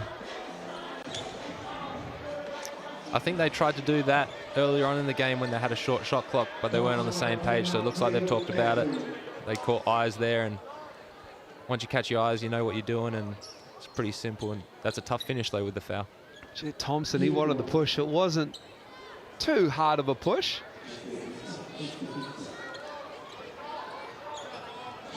It was just enough to get separation, and then when he tried to regather himself, Thompson, he fouled Asbury. He makes the free throw. And that's a strong finish by the Sharks, who were staring down a 20-point lead by the Whai, and they regain a little bit of ground and head to the break with the Whai leading 73-57 in Tauranga.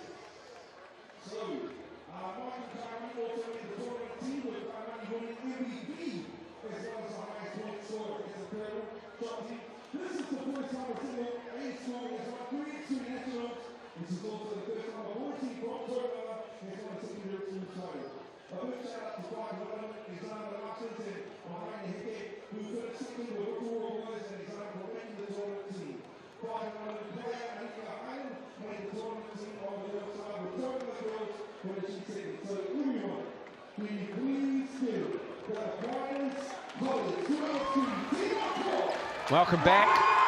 Fourth quarter, 10 minutes to go. Sharks looking for a win. 0-5, the Whai. 1-2 on the season. And it is the home team up by 16. The Sharks, last few minutes of that third quarter, they just let it get away from them. And Cullen McRae sat. He's back out there now, the big man for the Sharks in orange. But for the Whai, they have been really good. A 28-point third quarter for them.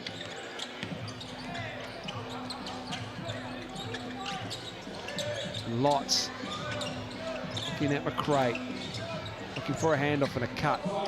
He rolls. Is Vic. Vic trying to get his own rebound. Just basically drove where McRae was.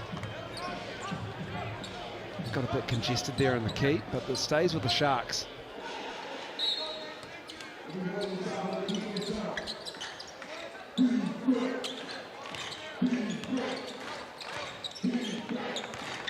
need Vic to take control of this, I think. He needs to be the guy with the ball in his hands making the decisions. Tui Lewis making things happen, but he couldn't get it to go down, and Scott Telfer run the other way. Off the glass, tough finish. Scott Telfer, pretty. A good start for the Sharks. Quick 2 points. See if they can put together a few stops in a row. That's the only way they're going to get into this lead, is 2 or 3 stops in a row to start this quarter.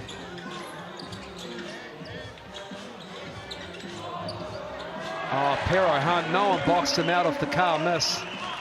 And that's an easy one for Cruz Pero Hunt. He's up to 7. McRae to Asprey. Oh, nice pass. Cullen McRae, soft hands on that one.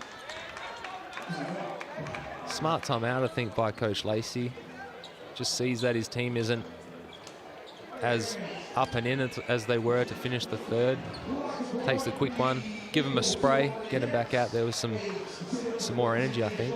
Constructive spray. Constructive spray, always constructive. Always constructive. And you can get yourself a large cheese pizza on the way home, Cam. Use that QR code and then just use Sal's Pass as the key word. It's valid until Tuesday, and we'll have a new deal for you Wednesday. I might do that. It's on the way home, and I haven't had pizza for a while. And I love me a Sal's pepperoni pizza. Dip it in ranch. Oh, real American style. That's a great call, Cam. You've got a big game coming up on Wednesday night against the Bulls, just down the road, State Highway 1. I affectionately call it the battle for BP Drury. And it hasn't really flown, that one. No one else uses it. It's always the way with my stuff. But you're looking forward to that game against the Bulls. Always a little bit spicy. Yeah, no, definitely looking forward to it. Yeah, they're flying right now, so we've got to figure out a way how to... they've got a lot of talent, so figure out a way to stop them scoring and utilise what we have, but definitely looking forward to that one. We had a great crowd against the Sharks, looking to repeat that crowd again. I saw that block, Scott Telfer. Don't think I didn't see that block. But yeah, they're deep. They've got Jordan Hunt to come back as well. DKP's there now. Sam Timmins in the middle. That'll be a fun matchup. Rob Lowe, Sam Timmins. Always good, yep. Love Sammy T, so Rob will need to do his work, that's for sure. Pero Hunt knocking down that 3. Next game is Saints Ayers. That's a great game as well. 2 title favourites pre-season, showing the calibre of their rosters. Asbury misses that. Yeah, Hiram Harris playing some great basketball for the Saints right now. I'll definitely be tuning into that game. Watch my boy Isaiah Liafa. See if he can get busy. Yeah, love Isaiah Liafa's game. Both ends of the floor as well. He's off to the Sydney Kings, formally announced this week. Just been, and he's got a 2-year deal there. Congratulations to Isaiah. Yeah, he's going to do well. I think Brian Goorjian, the way he plays, will really suit what Isaiah can bring. So looking forward to seeing what he can accomplish over in Sydney. Andrew Wheeler just has it ripped out of him by Jet Thompson. He just dribbled straight into a double team there. Pero Hunt.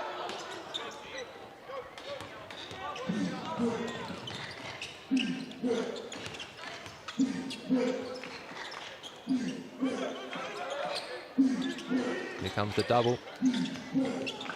The Whai crowd not really into the defense, Chan, I can tell you that. Shout out to King Kapisi for trying. Gerald Vick, and that's what you get, Tauranga. If you don't join on the defense chant, you'll get a 3 in your face. That's on you, fans.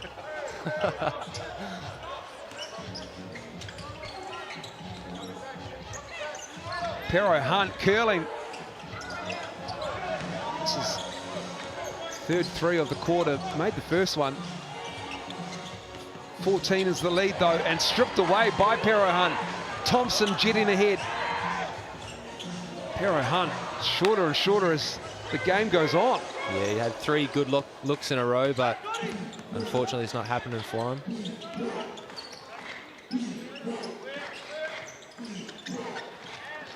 Vic operating with McRae. Holland did well to come across. Here comes the double from the base. Oh, he Good cut by found Vic.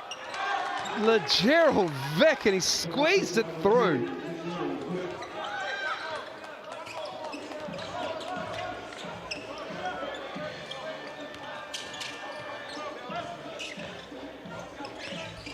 Holland.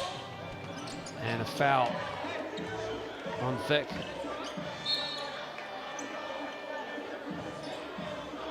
Well, the Whai haven't changed their defensive strategy on McRae this whole game. They've sent double team from the baseline.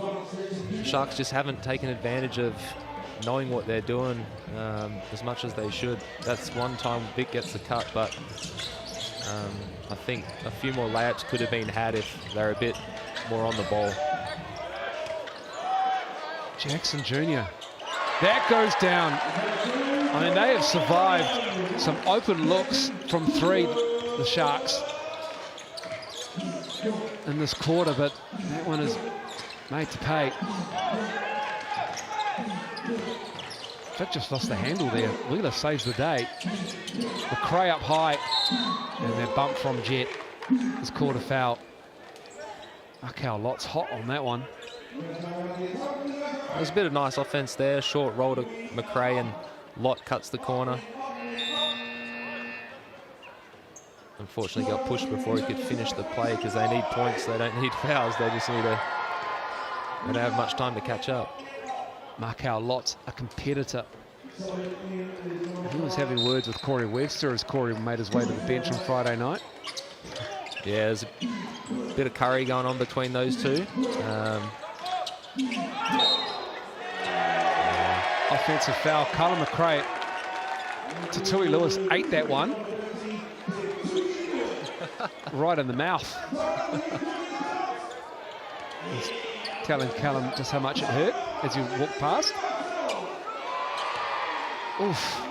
I would not want a Colin McRae bow.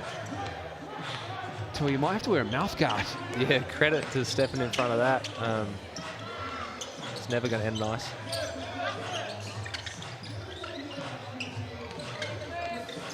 Here's Holland.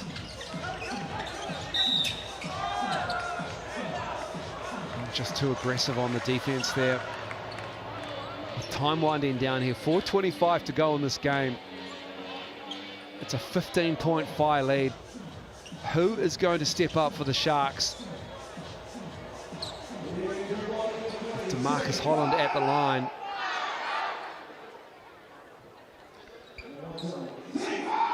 Yeah, I think I'd be running everything through Vic with some high on balls with McRae and just trying to create something. If they hard show it, give it to McRae and try to find the open man. But Vic needs to get going. He's the only one that's kind of sparked any offensive momentum for him. But it's going to be a tough task either way you go about it. 15 points. The deficit. It's tough to pull a double-digit deficit back under 5 minutes to go in the game, but McRae is one way you can do it. Stops the clock, goes to the line.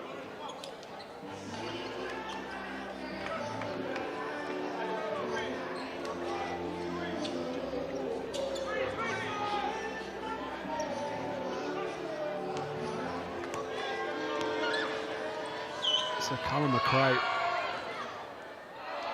makes the first. 13 points now for the big man.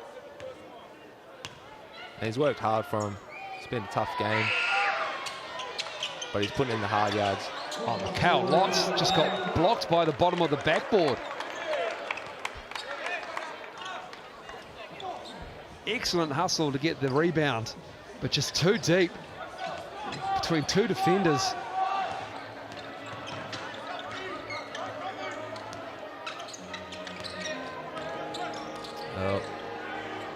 Tui Lewis's three. Jackson cleans it up though.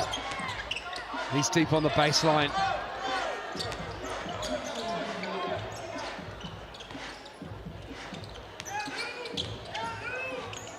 Lots crossing over. Tui Lewis, good defense into McRae, the cutter. Ben Hall, good ball movement. Vic, 5 to shoot, plenty of time, gets in the lane, pretty from the Sharks, cutting this lead to 12. And Matt Lacey calls timeout. Yeah, I'd say that's probably the Sharks' best possession in terms of ball movement and getting on the rim and an inside-out balance, and it ends in a bucket.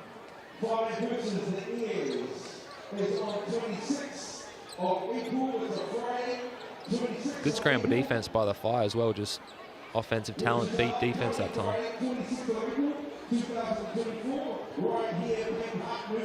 This is a pivotal moment in the game here.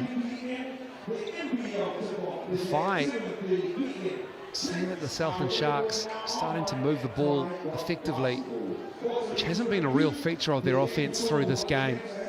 They've dumped it into McRae in different spots around the floor and had mixed success, but that one there, that looked pretty. Reading the defense and getting a high percentage shot.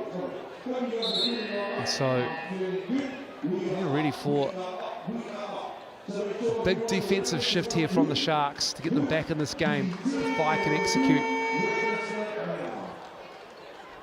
Guilty a little bit of just relaxing with the three-point shot as well. Cam seen a double-digit lead grow. Never really put foot on the throat.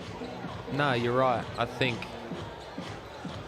it's a dangerous time being up 10-11. You know, back in the day, that was quite a healthy lead, but with a three-point shot now, teams are always alive, so the Fire really need to put the nail in the coffin here with some good offense and disciplined defense. We'll see what Matt Lacey's drawn up, but this clock is getting shorter and shorter for the Sharks, though. Whai looking for just their second win of the season. Jackson Jr. Oh, that's a great screen from Denham Brook down low. Jackson Jr. muscles his way in for an and one. Probably not what they drew up, but that's just taking advantage of the moment, seeing a long closeout and knowing that you're physically stronger than your opponent. That's a great take. Denham Brook just sealing off Markel Lotz.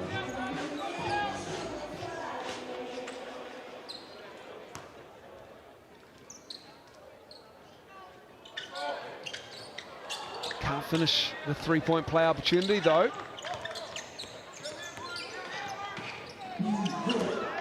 Markel Lotz again, another turnover.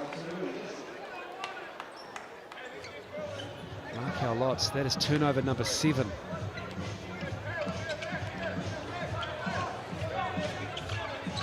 I mean, at least that was in the context of the plays. Had a couple kind of unforced. I understand what he was trying to do, speed it up. They got a lot of points to make up, but can't make up points when the shots aren't going up. Pero Hunt with the up fake, and Pero Hunt with the made three. Another dagger by the Fire here. That lead up to 17 now, and that just might be a bridge too far for the Sharks.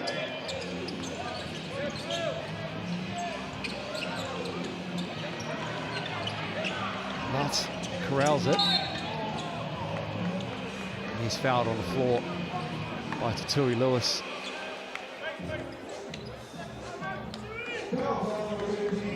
Here's the up fake from Hunt, and then on the GJ Gardner-Holmes replay, plays the string music from deep.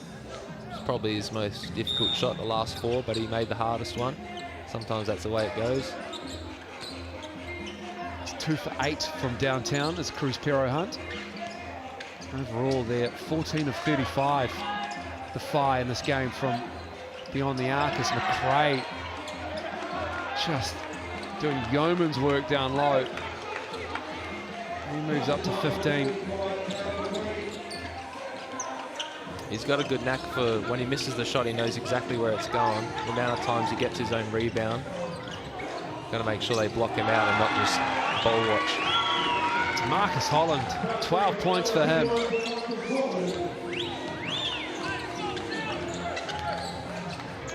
Under 2 to go in this game. Southland Sharks have fought valiantly, but just a couple of periods through the third and fourth quarters here have really cost them. It's a 40-minute game and concentration lapses. Haven't been tight with the ball. They played good defense in patches. Tui Lewis gets his own rebound. Lots with the board there. And then he turns it over. Another one. That's 8 for him now. Jackson. Ben Hall. He's got Asbury. Every bucket counts in Sal's NBL 24. Cullen McRae just lost his balance. Turnovers mounting up for the Southland Sharks. 16 now. I think you're right. The application to the game for the Sharks, it was way better than the other night, but just the lapses in little 2-3 minute periods have cost them pretty dearly.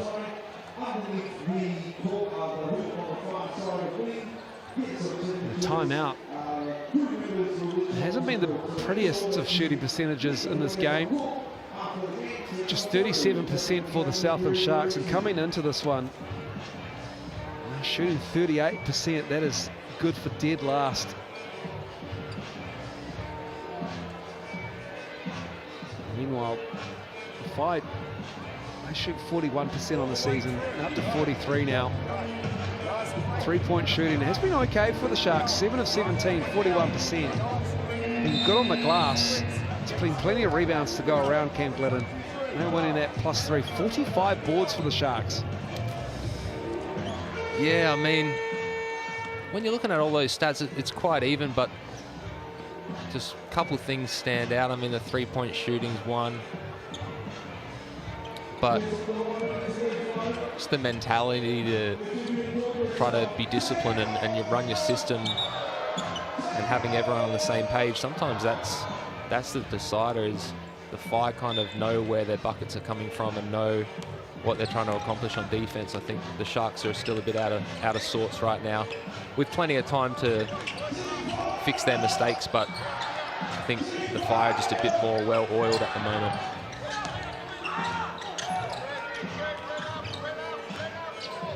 Holland with the drive. Gerald Vick with the stuff. Nice defense. Ben Hall passes it to Cullen McRae. Give Ben Hall the assist there. Yeah, I would. And the Whai will get their second win of the Sal's NBL season. Marcus Holland giving it to Jackson. Gets it back from Carr. Jackson will get another one. And he stepped out. He felt like he was pushed. With 5.6 seconds to go. And they're going to call a player timeout here.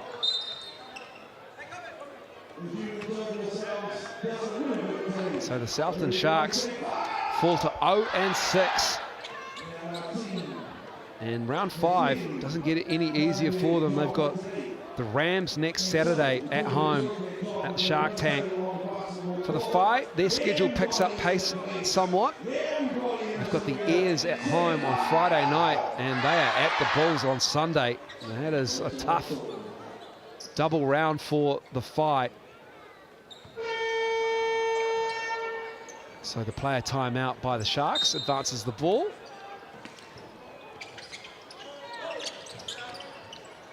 Vick for 3. And we'll have one more go of it.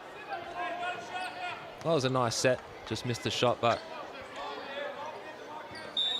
not sure Whai are putting in too much effort at the moment either. McRae. And that'll do it. The Whai get a win over the Sharks. They're second. The Sharks continue Sal's NBL 24 winless. They go down 15. 88-73. And the Whai, they were good in the second half. 28-point third quarter, blew this one out. And they did enough in the fourth just to keep them at arm's length. Good spread of scoring for both teams. Jackson Jr. with 19, LeGerald Vick with 21. Thompson injected into the starting 5, and he had 14. Rebounds, Phil Carr had 14 boards. Callum McRae with a double-double. Markel Lotz with 12.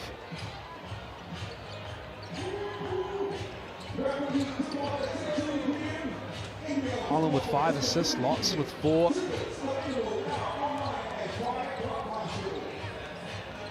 A couple of blocks for McRae and Lewis.